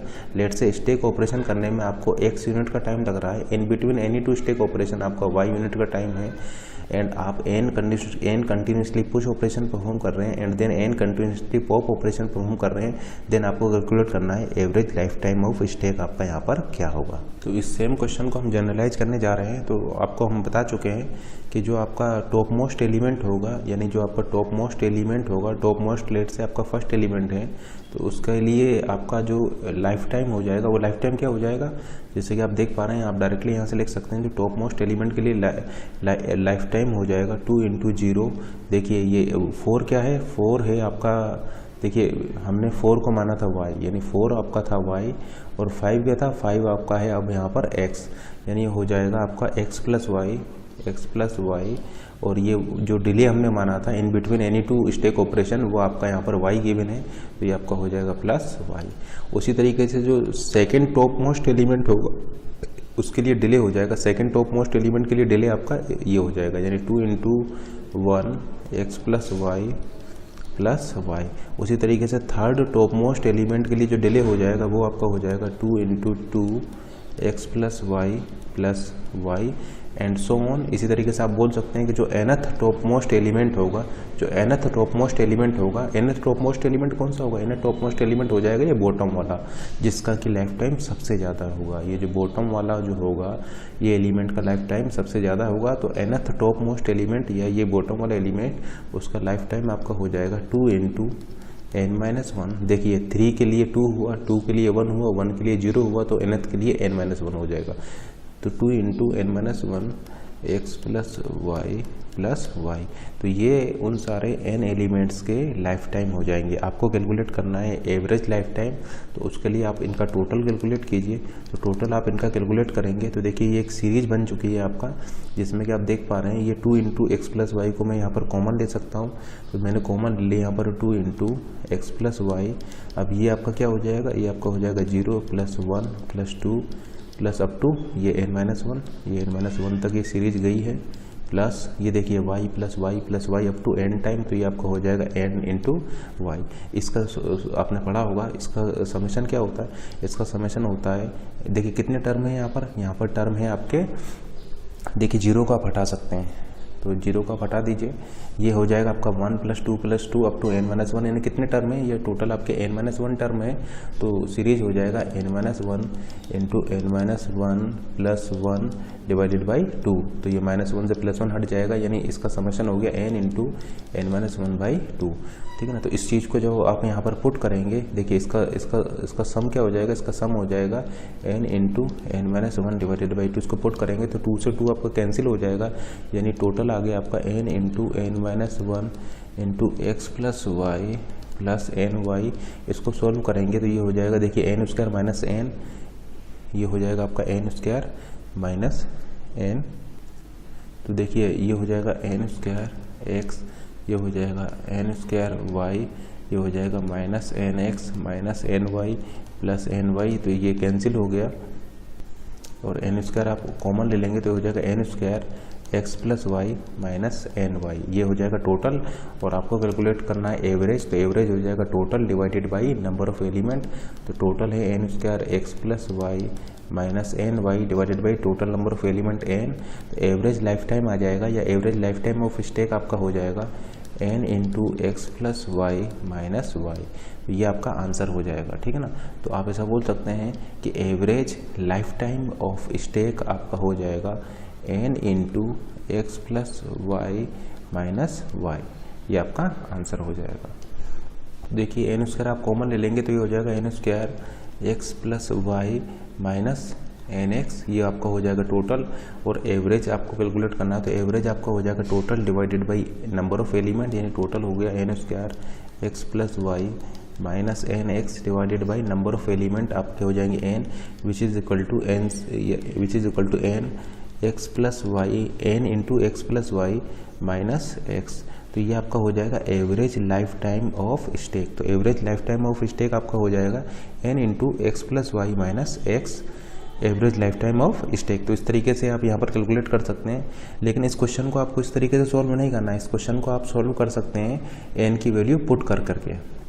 ठीक है ना। ये गेट का क्वेश्चन है। गेट में आपको कुछ ऑप्शंस गिवन थे जिसमें कि जो करेक्ट ऑप्शन हो जाएगा average life time of stack हो जाएगा, वो आपका ये हो जाएगा। लेकिन इसको आप इस तरीके से सॉल्व नहीं करेंगे, इस तरीके से ये क्वेश्चन काफ़ी लेंदी हो जाएगा। तो आप वहाँ पर क्या करेंगे, एन की वैल्यूज़ को पुट करके चेक कर लेंगे। जैसे कि आप एन की वैल्यू को 1 पुट करेंगे तो यहाँ पर देखिए 1 पुट करने पर आपका जो लाइफ टाइम क्या आएगा, लाइफ टाइम देखिए x से x कैंसिल हो जाएगा, एन की वैल्यू 1 लेने पर आपको y मिलेगा। तो जैसे कि आप देख सकते हैं कि एन की वैल्यू 1 लेने पर आपको y मिल रहा है। फिर आपने क्या किया, एन की वैल्यू 2 रखा, 2 रखने पर ये जो है आपका ये हो जाएगा 2x plus 2y minus x, यानी ये आपका हो जाएगा 2y प्लस x। तो जैसे कि आप देख पा रहे हैं ये आपका क्या है, आपका एन की वैल्यू 2 लेंगे तो ये हो जाएगा 2x plus 2y minus x, यानी ये हो जाएगा आपका 2y plus x, 2y plus x।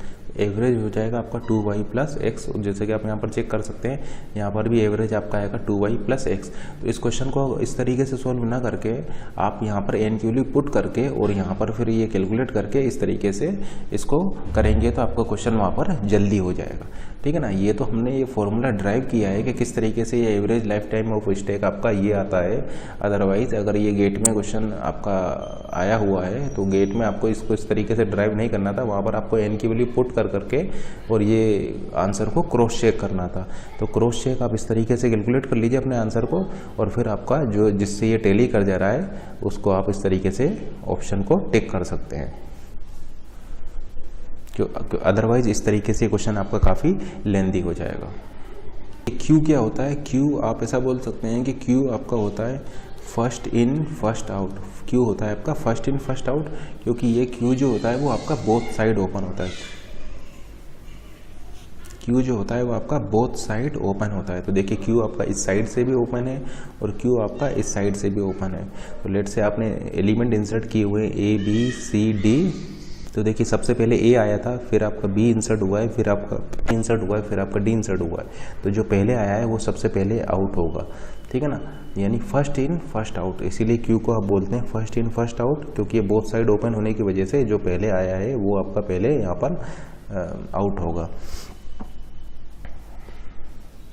अब यहाँ पर क्वेश्चन ये है कि आपको क्यू इम्प्लीमेंट करना है, तो क्यू को इम्प्लीमेंट करने के लिए आपको कितने स्टेक की रिक्वायरमेंट होगी। ठीक है ना, to implement queue behaviour how many stack will be required. आपको क्यू को इम्प्लीमेंट करने के लिए कितने स्टेक्स की यहाँ पर रिक्वायरमेंट होगी।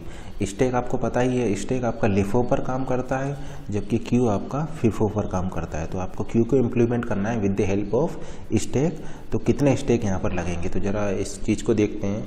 यहाँ पर एलिमेंट मान लीजिए आपके इस ऑर्डर में आ रहे हैं, पहले ए आया है, फिर बी आया है, फिर सी आया है, फिर डी आया है। तो स्टेक में क्या होगा, स्टेक में देखिए पहले ए आया है, यानी ए को पुश होगा, बी को पुश होगा, सी पुश होगा और फिर डी पुश होगा।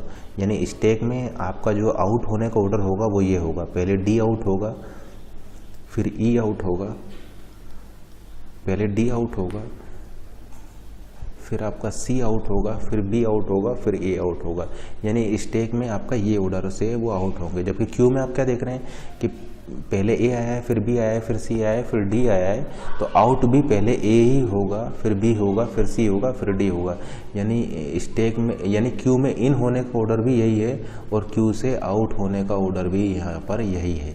जबकि स्टेक में क्या हो रहा है, स्टेक में इन होने का ऑर्डर तो ये है, जबकि आउट होने का ऑर्डर जो है आपका वो ये है। ठीक है ना, देखिए क्यू में क्या हुआ, क्यू में पहले ए आया है, फिर बी आया है, फिर सी आया है, फिर डी आया है। यानी क्यू में जिस ऑर्डर में वो आए हैं उसी ऑर्डर से वो आउट हो रहे हैं। जबकि स्टेक में क्या हुआ है, स्टेक में ये हुआ है कि वो जिस ऑर्डर से आपके इन हुए हैं उसके अपोजिट ऑर्डर से वो आउट हो रहे हैं। ठीक है ना, यानी पहले ए आया है तो सबसे लास्ट में ए आउट होगा। जैसे कि आप देख सकते हैं सबसे लास्ट में आपका ए आउट हुआ है, सबसे लास्ट में डी आया है तो सबसे पहले वो आउट होगा यहाँ पर। तो ये क्यू स्टेक जो है वो लिफो पर वर्क करता है, क्यू जो है आपका फिफो पर वर्क करता है। यानी स्टेक ने क्या किया, स्टेक ने उसका उल्टा कर दिया, यानी जिस ऑर्डर में वो आया था उससे अपोजिट ऑर्डर में वो आउट हो रहा है। यानी स्टेक ने उसका उल्टा कर दिया है। तो आप ऐसा बोल सकते हैं कि अगर आपको फिफो प्रॉपर्टी अगर आपको चाहिए तो आपको 2 स्टेक की रिक्वायरमेंट होगी, क्योंकि एक स्टेक उसको उल्टा कर देगा, दूसरे स्टेक से हम उसको फिर से उल्टा कर देंगे और उल्टे का उल्टा क्या हो जाएगा, आपका सीधा हो जाएगा। इसका मतलब एक क्यू को इम्प्लीमेंट करने के लिए आपको 2 स्टेक की रिक्वायरमेंट होगी। यानी देखिए आपने क्या किया, एक स्टेक का यूज़ किया तो आपका ये उल्टा हो गया। आप देखिए ABCD आ गया, यानी उल्टे ऑर्डर में निकलेगा। फिर आप क्या किए, एक और स्टेक ले लीजिए और उसको फिर इसमें डाल दिए, तो देखिए DCBA, और अब आप इसमें से जब निकालेंगे तो ऑर्डर हो जाएगा ABCD। यानी देखिए एक बार डाला उल्टा हो गया, फिर से डाला फिर उल्टा हो गया, उल्टे का उल्टा आपका ये सीधा हो गया, यानी क्यू बिहेवियर आपको मिल गया। आप ऐसा बोल सकते हैं एक क्यू को आप 2 स्टेक की हेल्प से इम्प्लीमेंट कर सकते हैं, ठीक है ना। तो 2 stack will be required to implement queue behaviour. यानी आपको देखिए पहले A आया है, फिर B आया है, फिर C आया है, फिर D आया है। आप क्या कीजिए, उनको स्टेक में पुश कर दीजिए। ये देखिए आपने स्टेक में उनको पुश कर दिया। फिर स्टेक में पुश करने के बाद में आप क्या कीजिए, एक दूसरा स्टेक लीजिए और उसको इसमें पुश करते जाइए। यानी D को पुश किया, C को पुश किया, B को पुश किया, A को पुश किया, और फिर आप क्या कीजिए, इनको पॉप कीजिए। तो अब आपका सबसे पहले A पॉप होगा, फिर B पॉप होगा, फिर C पॉप होगा, फिर D पॉप होगा। तो आपका ये क्यू वाला बिहेवियर आपको अचीव हो गया है कि जो पहले आया है वो पहले ही निकल रहा है। तो आपको इस केस में 2 स्टेक की रिक्वायरमेंट होगी। यानी आप ऐसा बोल सकते हैं कि स्टेक 1 एंड स्टेक 2, 2 स्टेक की हेल्प से आप ये क्यू बिहेवियर को इम्प्लीमेंट कर सकते हैं।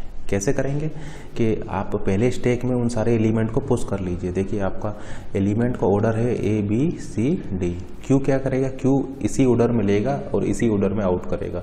यानी क्यू जो है वो ABCD ऑर्डर में ही इनको इन करेगा और ABCD ऑर्डर में ही इनको आउट करेगा। तो हमें यही बिहेवियर चाहिए था कि फर्स्ट इन फर्स्ट आउट वाला बिहेवियर हमें, यानी क्यू वाला बिहेवियर हमको चाहिए था।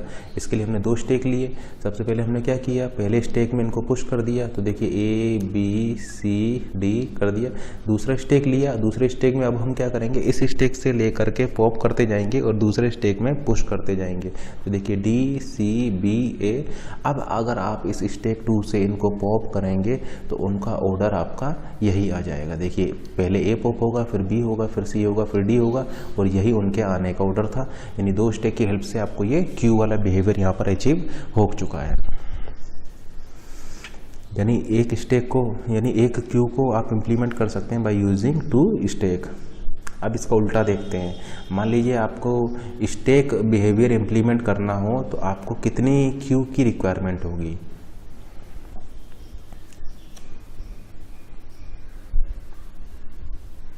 ठीक है ना, एक स्टेक को इम्प्लीमेंट करने के लिए आपको कितनी क्यू की रिक्वायरमेंट होगी। एक स्टेक को इम्प्लीमेंट करने के लिए आपको कितनी क्यू की रिक्वायरमेंट होगी। मान लीजिए देखिए सबसे पहले आपका A आया है, फिर B आया है, फिर C आया है, फिर D आया है। तो स्टेक में आप किस तरीके से उनको डालेंगे, स्टेक में सबसे पहले A पुश होगा, फिर B होगा, फिर C होगा और D होगा। और सबसे पहले क्या निकलेगा, सबसे पहले आपका D निकलेगा, फिर C निकलेगा, फिर B निकलेगा, फिर A निकलेगा। यानी ये इस ऑर्डर में आपको आउट करना है और इस ऑर्डर में आपको इन करना है। यही लिफो ऑर्डर आपको चाहिए, लास्ट इन फर्स्ट आउट। तो इसके लिए आपको कितनी क्यू की रिक्वायरमेंट होगी, तो चेक करते हैं। सबसे पहले हम क्या करते हैं, क्यू लेते हैं। उस क्यू में आपका इन एलिमेंट को हम डाल देते हैं। तो देखिए सबसे पहले A आया है, फिर B आया है, फिर C आया है, फिर D आया है। तो ये क्यू में आपने इस ऑर्डर में उनको डाल दिया है। सबसे पहले A इंसर्ट होगा, फिर B होगा, फिर C होगा, फिर D होगा। अब आपको क्यू से अगर आउट करना है तो क्यू से आउट सबसे पहले कौन सा होगा, जो सबसे पहले आया यानी A होगा। जबकि अकॉर्डिंग टू स्टेक आपका क्या चाहिए, आपको D चाहिए। तो वो तभी आपका हो पाएगा जब आप एक दूसरी क्यू लेंगे और दूसरी क्यू में इन n-1 एलिमेंट्स, यानी जो जिस एलिमेंट को आपको डिलीट करना है उसको छोड़ करके रिमेनिंग एलिमेंट्स को आप इस दूसरी क्यू में डाल दें। यानी इस दूसरी क्यू में आप क्या करेंगे, A को डाल देंगे, B को डाल देंगे, C को डाल देंगे, ठीक है ना। और उसके बाद में आप देखिए इस क्यू में कितने एलिमेंट बचे, केवल एक एलिमेंट बचा। तो इस एलिमेंट को आप इस क्यू से डिलीट कर देंगे। तो आपका देखिए एलिमेंट क्या डिलीट हुआ, आपका एलिमेंट D डिलीट हुआ। तो ये देखिए D एलिमेंट आपका यहाँ से डिलीट हो चुका है। फिर आपको नेक्स्ट एलिमेंट चाहिए, नेक्स्ट एलिमेंट आपका क्या होना चाहिए, C होना चाहिए। तो फिर आप क्या करेंगे, अगेन n-1 एलिमेंट को यहाँ से उठाकर इस क्यू में डाल देंगे। यानी A को इधर डाल दिया, B को इधर डाल दिया, एंड देन आपका ये जो एलिमेंट जो क्यू में बचा रहेगा आपका सी, उसको आप यहाँ से आउट कर देंगे तो या डिलीट कर देंगे, तो आपका नेक्स्ट एलिमेंट हो गया सी। तो इस तरीके से क्या देख रहे हैं कि आप n-1 एलिमेंट को इंटरचेंज करते हुए आप ये जो स्टैक वाला जो बिहेवियर है वो 2 क्यू की हेल्प से अचीव कर पा रहे हैं। इसका मतलब आपने यहाँ पर क्या देखा कि n-1 एलिमेंट को आप दूसरी क्यू में डाल दीजिए, ठीक है ना, और फिर जो एलिमेंट यहाँ पर बचा रह जाएगा उस एलिमेंट को डिलीट करने पर आपको ये स्टैक बिहेवियर यहाँ पर मिल जाएगा। यानी n-1 एलिमेंट को आप यहाँ से डिलीट करके दूसरी क्यू में इंसर्ट कर दीजिए और जो एलिमेंट आपका यहाँ पर बचेगा उसको आप उस क्यू से आउट करने पर आपको ये स्टैक बिहेवियर मिल जाएगा, ठीक है ना। तो आप क्या देख रहे हैं यहाँ पर कि 2 क्यू की हेल्प से आप एक स्टैक को यहाँ पर इम्प्लीमेंट कर पा रहे हैं। तो 2 स्टैक को इम्प्लीमेंट करने के लिए आपको 2 क्यू की रिक्वायरमेंट होगी, ठीक है ना। अब जैसे कि यहाँ पर देखिए आपको ए और बी यहाँ पर आ चुका है, नेक्स्ट आपको एलिमेंट चाहिए, तो उसके लिए आप क्या कीजिए n-1 यानी ए को आप उठा करके इसमें इंसर्ट कर दीजिए। अब क्या बचा यहाँ पर बी बचा, बी को आप यहाँ से आउट कर दीजिए, डिलीट कर दीजिए, तो फिर आपका बी आ जाएगा और फिर यहाँ से आपका ए आ जाएगा। तो क्या देख रहे हैं कि 2 क्यू अगर आप लें तो आपको स्टैक बिहेवियर यहाँ से अचीव हो जा रहा है। किस तरीके से हो जा रहा है कि n-1 एलिमेंट्स को हम उस क्यू से उठा करके दूसरी क्यू में डाल देंगे और फिर रिमेनिंग जो एलिमेंट जो आपका बच जाएगा एक एलिमेंट उसको हम आउट कर देंगे और इसी तरीके से इस प्रोसेस को हम रिपीट करते रहेंगे। फिर सेकेंड एलिमेंट हमें चाहिए होगा, तो फिर जो आपका दूसरा क्यू है उसमें से हम n-1 वाले एलिमेंट को उठा करके या डिलीट करके इस पहले वाले क्यू में डाल देंगे और वो एलिमेंट को हम यहाँ पर ले लेंगे। तो इस तरीके से हम इसको इटरेटिवली लगाते जाएंगे और आपका ये जो है स्टैक बिहेवियर हमें 2 क्यू की हेल्प से अचीव यहाँ पर हो जाएगा। इसका मतलब 2 क्यू की हेल्प से आप एक स्टैक को इम्प्लीमेंट कर सकते हैं। नेक्स्ट हम डिस्कस करने जा रहे हैं implementing multiple stack in a single array. अभी तक हमने क्या देखा था कि हमने यहाँ पर एक एरे में एक स्टैक को लिया था, यानी एक एरे से एक स्टैक को इम्प्लीमेंट किया था।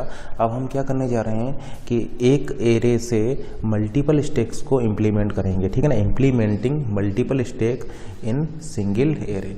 लेट से आपके पास जो एरे है वो एरे है कैपिटल एस आपके पास एक एरे है और इस एरे में लेट से आप यहाँ पर मल्टीपल कैपिटल एस आपके पास एक एरे है, इस एरे में आप मल्टीपल स्टैक्स को इम्प्लीमेंट कर। तो लेट से आपके पास ये 9 एलिमेंट का एस एरे है, 9 एलिमेंट का एक एरे है एस, और इसमें लेट से आप यहाँ पर 3 स्टैक्स को इम्प्लीमेंट करने जा रहे हैं। लेट से ये आपका फर्स्ट स्टैक है S note, and let say आपका सेकंड स्टैक है S2, ठीक है ना। ये आपका फर्स्ट स्टैक है, ये आपका सेकंड स्टैक है और ये आपका थर्ड स्टैक है S3। तो आप क्या देख रहे हैं यहाँ पर कि आपने एक सिंगल एरे में 3 स्टैक्स को इम्प्लीमेंट किया है S0 S1 S2। एक सिंगल एरे में आपने ये 3 स्टैक्स को यहाँ पर इम्प्लीमेंट किया है। अब इस वाले स्टैक का जो टॉप पॉइंटर है, लेट्स से ये फर्स्ट स्टैक का टॉप पॉइंटर है T0, सेकंड स्टैक का टॉप पॉइंटर है T1 एंड ये थर्ड स्टैक का टॉप पॉइंटर है T2। तो ये 3 एरेज हैं, इन 3 एरेज के लेट्स से ये 3 टॉप पॉइंटर है और ये सिंगल एरे में आपने इन 3 स्टैक्स को इम्प्लीमेंट किया है, ठीक है ना। तो ये 3 स्टैक्स हैं, इन 3 स्टैक्स के ये 3 टॉप पॉइंटर हो जाएंगे और ये सिंगल एरे में आपने ये 3 स्टैक्स को यहाँ पर इम्प्लीमेंट किया है। तो देखिए इनिशियली क्या होगा, इनिशियली लेट से ये स्टैक अगर आपका ये वाला जो S0 स्टैक है ये आपका एम्प्टी है तो T0 किसको पॉइंट कर रहा होगा, T0 पॉइंट कर रहा होगा इसके बाहर, यानी इस स्टैक के बाहर पॉइंट कर रहा होगा। देखिए ये स्टैक है यहाँ से लेकर यहाँ तक, ये वाला स्टैक है आपका यहाँ से लेकर यहाँ तक, तो T0 इसके आउटसाइड पॉइंट कर रहा होगा। तो T0 की वैल्यू क्या रही होगी, अगर S0 स्टैक आपका एम्प्टी है तो T0 की वैल्यू होगी आपका -1, यानी T0 की वैल्यू -1 होने का मतलब है कि आपका ये S0 स्टैक जो है वो एम्प्टी है। उसी तरीके से S1 स्टैक एम्प्टी होने का मतलब है T1 की वैल्यू 2 होना, यानी T1 की वैल्यू अगर 2 है इसका मतलब ये वाला स्टैक क्या होगा आपका एम्प्टी होगा, ठीक है ना। उसी तरीके से ये जो थर्ड स्टैक S2 ये एम्प्टी होगा अगर टॉप पॉइंटर T2 आपका T2 की वैल्यू 5 होगी। इसका मतलब आप ऐसा बोल सकते हैं कि S0 एम्प्टी होगा अगर T0 की वैल्यू -1 होगी, यानी इस स्टैक के बाहर होगी -1। S1 एम्प्टी होगा होगा अगर T1 की वैल्यू 2 होगी, क्योंकि S1 यहाँ से स्टार्ट हो रहा है। देखिए S0 स्टार्ट यहाँ से हो रहा है, S1 स्टार्ट यहाँ से हो रहा है, S2 स्टार्ट यहाँ से हो रहा है। इसका मतलब अगर S0 एम्प्टी है तो T0 की वैल्यू होगी -1, S1 अगर आपका एम्प्टी है तो T1 की वैल्यू होगी 2, S2 अगर आपका एम्प्टी है तो T2 की वैल्यू होगी 5। उसी तरीके से अगर S0 आपका फुल है तो T0 की वैल्यू होगी 2, S1 अगर आपका फुल है तो T1 की वैल्यू होगी 5, S2 अगर आपका फुल है तो T2 की वैल्यू होगी 8। ठीक है ना। इसका मतलब एम्प्टी के लिए क्या होगा, ये स्टेक एम्प्टी होगा अगर T0 की वैल्यू -1 होगी, ये स्टेक एम्प्टी होगा T1 की वैल्यू 2 होगी, ये स्टेक एम्प्टी होगा अगर T2 की वैल्यू 5 होगी, ये स्टेक फुल होगा T0 की वैल्यू 2 होगी, ये स्टेक फुल होगा अगर T1 की वैल्यू 5 होगी, ये स्टेक फुल होगा अगर T2 की वैल्यू 8। इस तरीके से आप इन स्टेक्स की फुल और एम्प्टी होने की कंडीशंस को भी यहाँ पर चेक कर सकते हैं।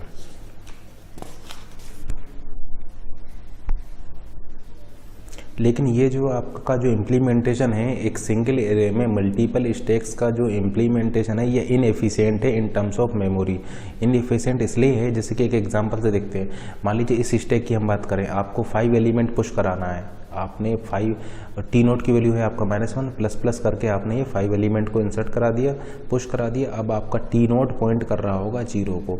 लेट से आपको 6 को पुश कराना है, आपने यहाँ पर प्लस किया, यानी इस स्टेक में आपने 6 को पुश करा दिया। अब T0 पॉइंट कर रहा होगा 1 को। लेट से आपको 8 को इस S0 स्टेक में पुश कराना है, 8 को इस S0 स्टेक में पुश कराना है, तो आप T0 की वैल्यू को इंक्रीमेंट किए, अब T0 2 को पॉइंट करेगा और आप यहाँ पर 8 को पुश करा दिए। अब जैसे कि आप देख पा रहे हैं S0 आपका क्या हो गया, फुल हो गया। अब अगर लेट से आपको S0 में 10 को पुश कराना है तो आप इस S0 स्टेक में 10 को पुश नहीं करा सकते। तो आप क्या देख रहे हैं कि आपके पास ये जो एरे है, जिस एरे का यूज़ करके आपने स्टेक्स को इम्प्लीमेंट किया था, उस एरे में आपका स्पेस अभी खाली है, लेकिन फिर भी आप इस स्टेक में इसको इंसर्ट नहीं करा पा रहे हैं। ये स्टेक आपका फुल हो जा रहा है। इसका मतलब ये इनएफिशिएंट मेमोरी, ये आपका जो सिंगल एरे में जो आप मल्टीपल स्टेक को जो इम्प्लीमेंट कर रहे हैं वो इनएफिशिएंट है, क्योंकि आपका अभी स्पेस खाली है, लेकिन खाली होने के बाद भी आपका ये वाला स्टेक आपका फुल हो जा रहा है। ठीक है ना। तो हम ऐसा बोल सकते हैं कि ये जो आपने जो इम्प्लीमेंटेशन किया है सिंगल एरे में मल्टीपल स्टेक्स का, ये इनएफिशिएंट है इन टर्म्स ऑफ मेमोरी, क्योंकि आप इसको यूज़ नहीं कर पा रहे हैं, फुली आप इसको एफिशिएंटली यूज नहीं कर पा रहे हैं। ठीक है ना, क्योंकि आपका इस एरे में स्पेस खाली है, उसके इस खाली होने के बावजूद भी आपका ये स्टेक फुल हो जा रहा है, जबकि ये रिमेनिंग स्टेक्स क्या है, आपके एम्प्टी हैं। और जबकि आप यहाँ पर अगर इस S0 स्टेक में कोई एलिमेंट पुश कराएंगे तो वो क्या देगा, आपको एरर दे देगा, S0 is full, S0 stack is full. अगर इसका मतलब आप S0 स्टेक में आप कोई भी एलिमेंट को पुश नहीं कर सकते हैं। जबकि यहाँ पर आप देख पा रहे हैं ये स्टेक्स आपके क्या है, यहाँ पर अभी एम्प्टी है। जबकि यहाँ पर आपको अगर किसी एलिमेंट को अगर आप S0 में इंसर्ट कराएंगे या पुश कराएंगे तो ये क्या एरर देगा आपका, ये एरर देगा आपका स्टेक फुल या स्टेक ओवरफ्लो की स्टेक ओवरफ्लो को मैसेज देगा। जबकि यहाँ पर रिमेनिंग स्टेक्स आपके क्या है, या रिमेनिंग स्टेक्स आपके यहाँ पर एम्प्टी है, या आप ऐसा बोल सकते हैं कि इस एरे में स्पेस आपका अभी एरे में अभी आपका स्पेस यहाँ पर वैकेंट है। उसके बावजूद ये स्टेक क्या देगा आपको, ये स्टेक S0 इज फुल। तो अब नेक्स्ट हम डिस्कस करते हैं कि इसको एफिशिएंटली आप किस तरीके से इम्प्लीमेंट कर सकते हैं। एक सिंगल एरे में मल्टीपल स्टेक्स को आप एफिशिएंटली किस तरीके से इम्प्लीमेंट कर सकते हैं।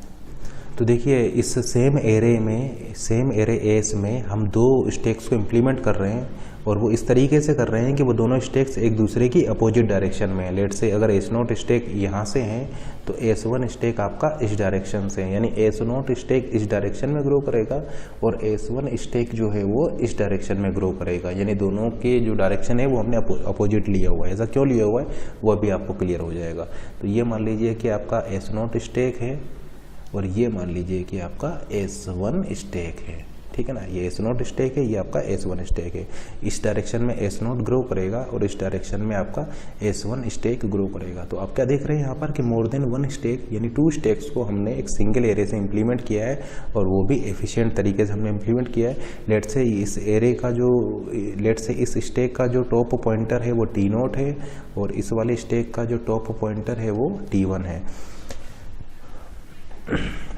तो इनिशियली क्या होगा, लेट से अगर स्टेक एस नोट आपका एम्प्टी है, स्टेक एस नोट अगर आपका एम्प्टी है तो टी नोट -1 को पॉइंट करेगा। तो टी नोट अगर -1 है इसका मतलब एस नोट एम्प्टी है। उसी तरीके से अगर T1 आपका 9 है, अगर T1 आपका 9 है इसका मतलब S1 आपका एम्प्टी है, ठीक है ना। तो अगर T1 आपका 9 है, S1 एम्प्टी है, टी नोट अगर आपका -1 है, एस नोट आपका एम्प्टी है।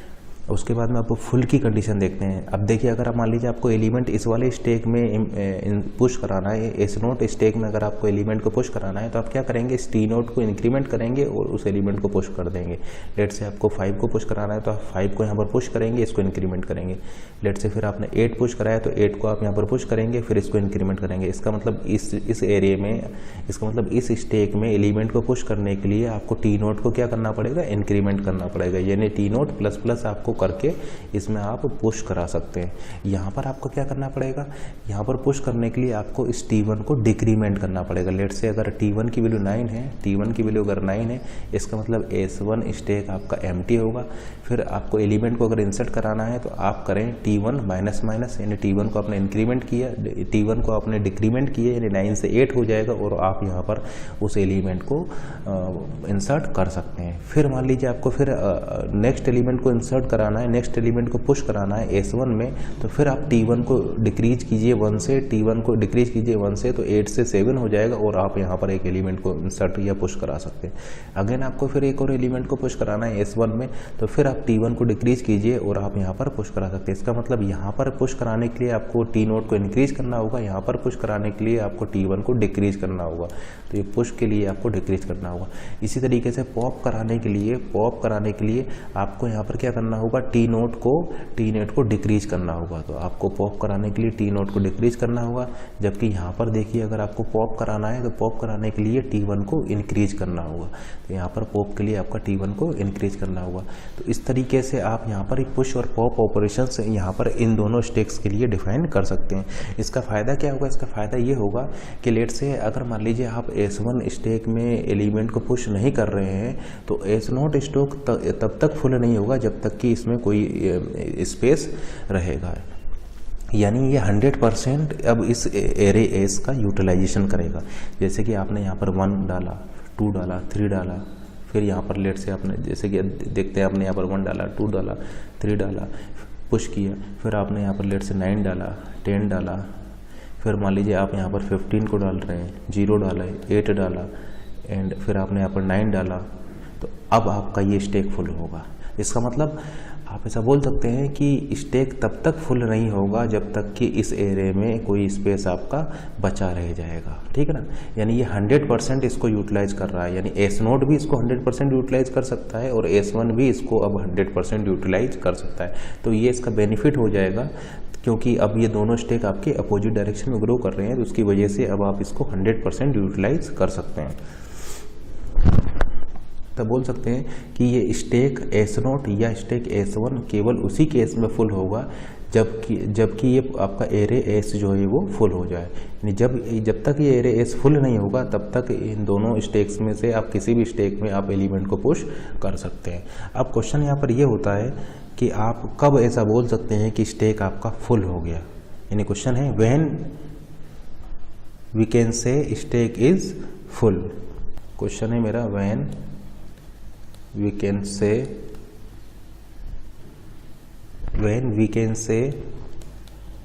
stack is full। फुल से मेरा मतलब है कि आपको एक ऐसी कंडीशन बतानी है जो आपका ऑलवेज ट्रू हो।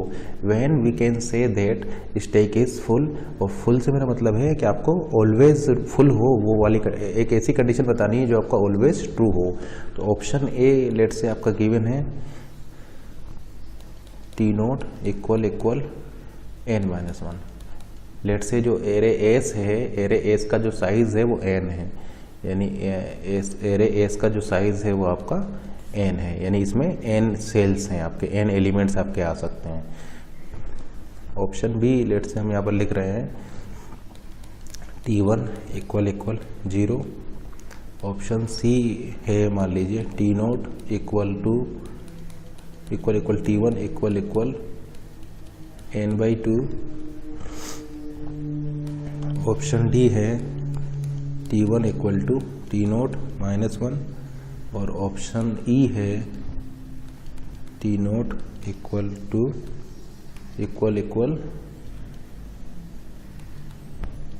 T1 -1।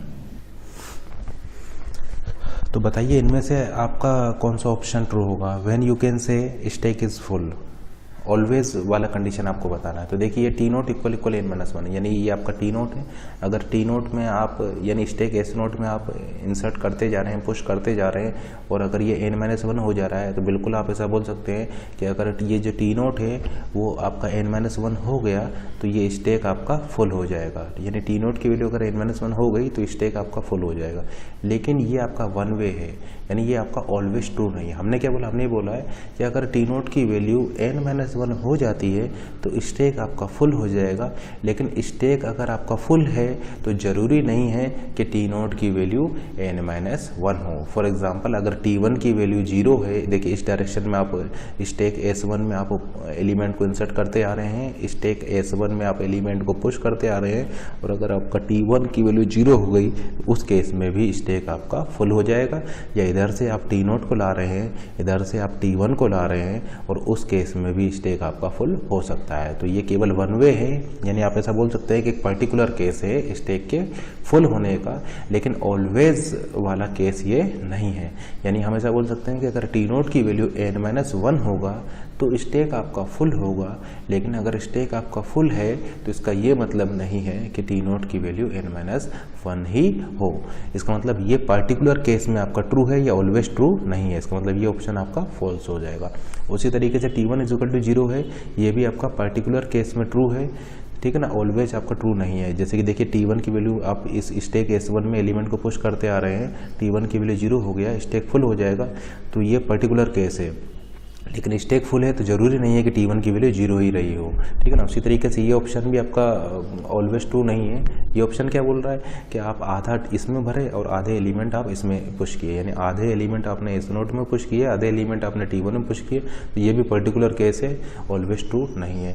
ये ऑप्शन देखिए, ये ऑप्शन तो ऑप्शन डी तो आपका कभी ट्रू नहीं हो सकता है। ये क्या बोल रहा है, T1 = T नोट -1। अब देखिए टी नोट आपका बढ़ता इधर से आएगा, जैसे मान लीजिए आपने इसमें एलिमेंट इंसर्ट किए 5, 10, 15, 16, लेट से आपने यहाँ पर 16, तो ये आपका T1 टी नोट क्या होगा, टी नोट इसको पॉइंट कर रहा होगा, ये इसको पॉइंट कर रहा होगा आपका टी नोट। फिर अब इधर से आए तो यानी T1 की वैल्यू क्या होगी, इनिशियली 9 होगा, एक एलिमेंट आपने डाला लेट से 15, तो माइनस माइनस होगा, यानी T1 8 हो जाएगा। फिर लेट से आपका 14, फिर आप यहाँ पर डाले 9, फिर यहाँ पर डाले लेट से आप 5, फिर यहाँ पर डाले लेट से आप 20, ठीक है ना। इस वाले स्टेक में हम डाल रहे हैं S1 में, तो आपका ये यहाँ पर क्या होगा, आपका T1 होगा, ठीक है ना। यानी आपने क्या देखा कि यहाँ पर आपका टी नोट है और यहाँ पर आपका T1 है और ये स्टेक आपका क्या हो गया, फुल हो गया है। तो ऐसा नहीं हो सकता कि टी नोट T1 से बड़ा हो, ऐसा नहीं हो सकता कि टी नोट जो है वो T1 से बड़ा हो।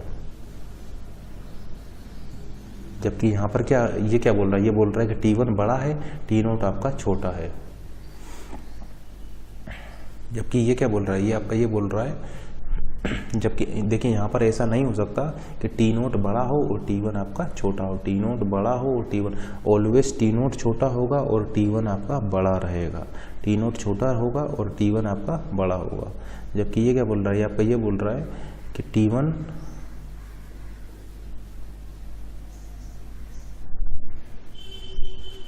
ये क्या बोल रहा है कि T1 छोटा है और टी नोट बड़ा है, T1 छोटा है और टी नोट बड़ा है, जो कि हो नहीं सकता। इसका मतलब ये ऑप्शन भी फॉल्स हो गया।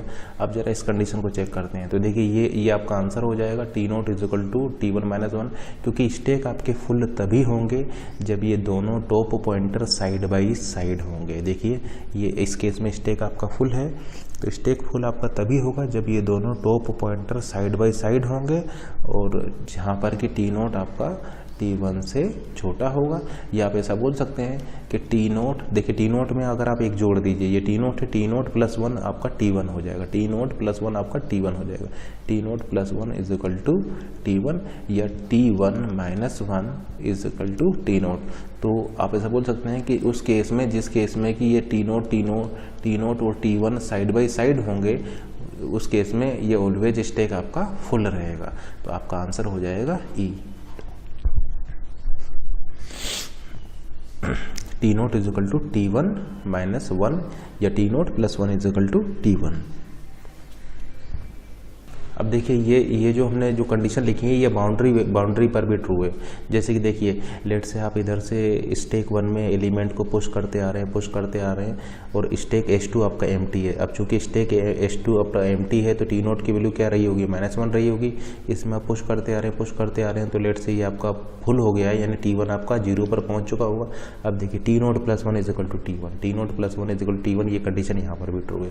इस एंड पे चेक करते हैं, लेट से आपका T1 एम्प्टी है। T1 एम्प्टी कब होगा, जब ये T1 इसके बाहर होगा। लेट से T1 है आपका 9 पर, आप S1 आपका एम्प्टी है। S1 एम्प्टी कब होगा, जब T1 आपका होगा 9 पर और आप S0 स्टेक में पुश करते आ रहे हैं। यानी देखिए यहाँ पर आप S0 स्टेक में पुश करते आ रहे हैं। ये देखिए आपका अगर ये T नोट यहाँ पर पहुँच गया इसका मतलब स्टेक आपका फुल हो गया। अब देखिए T naught plus 1 is equal to T1, ये कंडीशन आपका यहाँ पर भी ट्रू है। इसका मतलब आप ऐसा बोल सकते हैं कि ये जो कंडीशन है ये आपका ऑलवेज ट्रू होगी।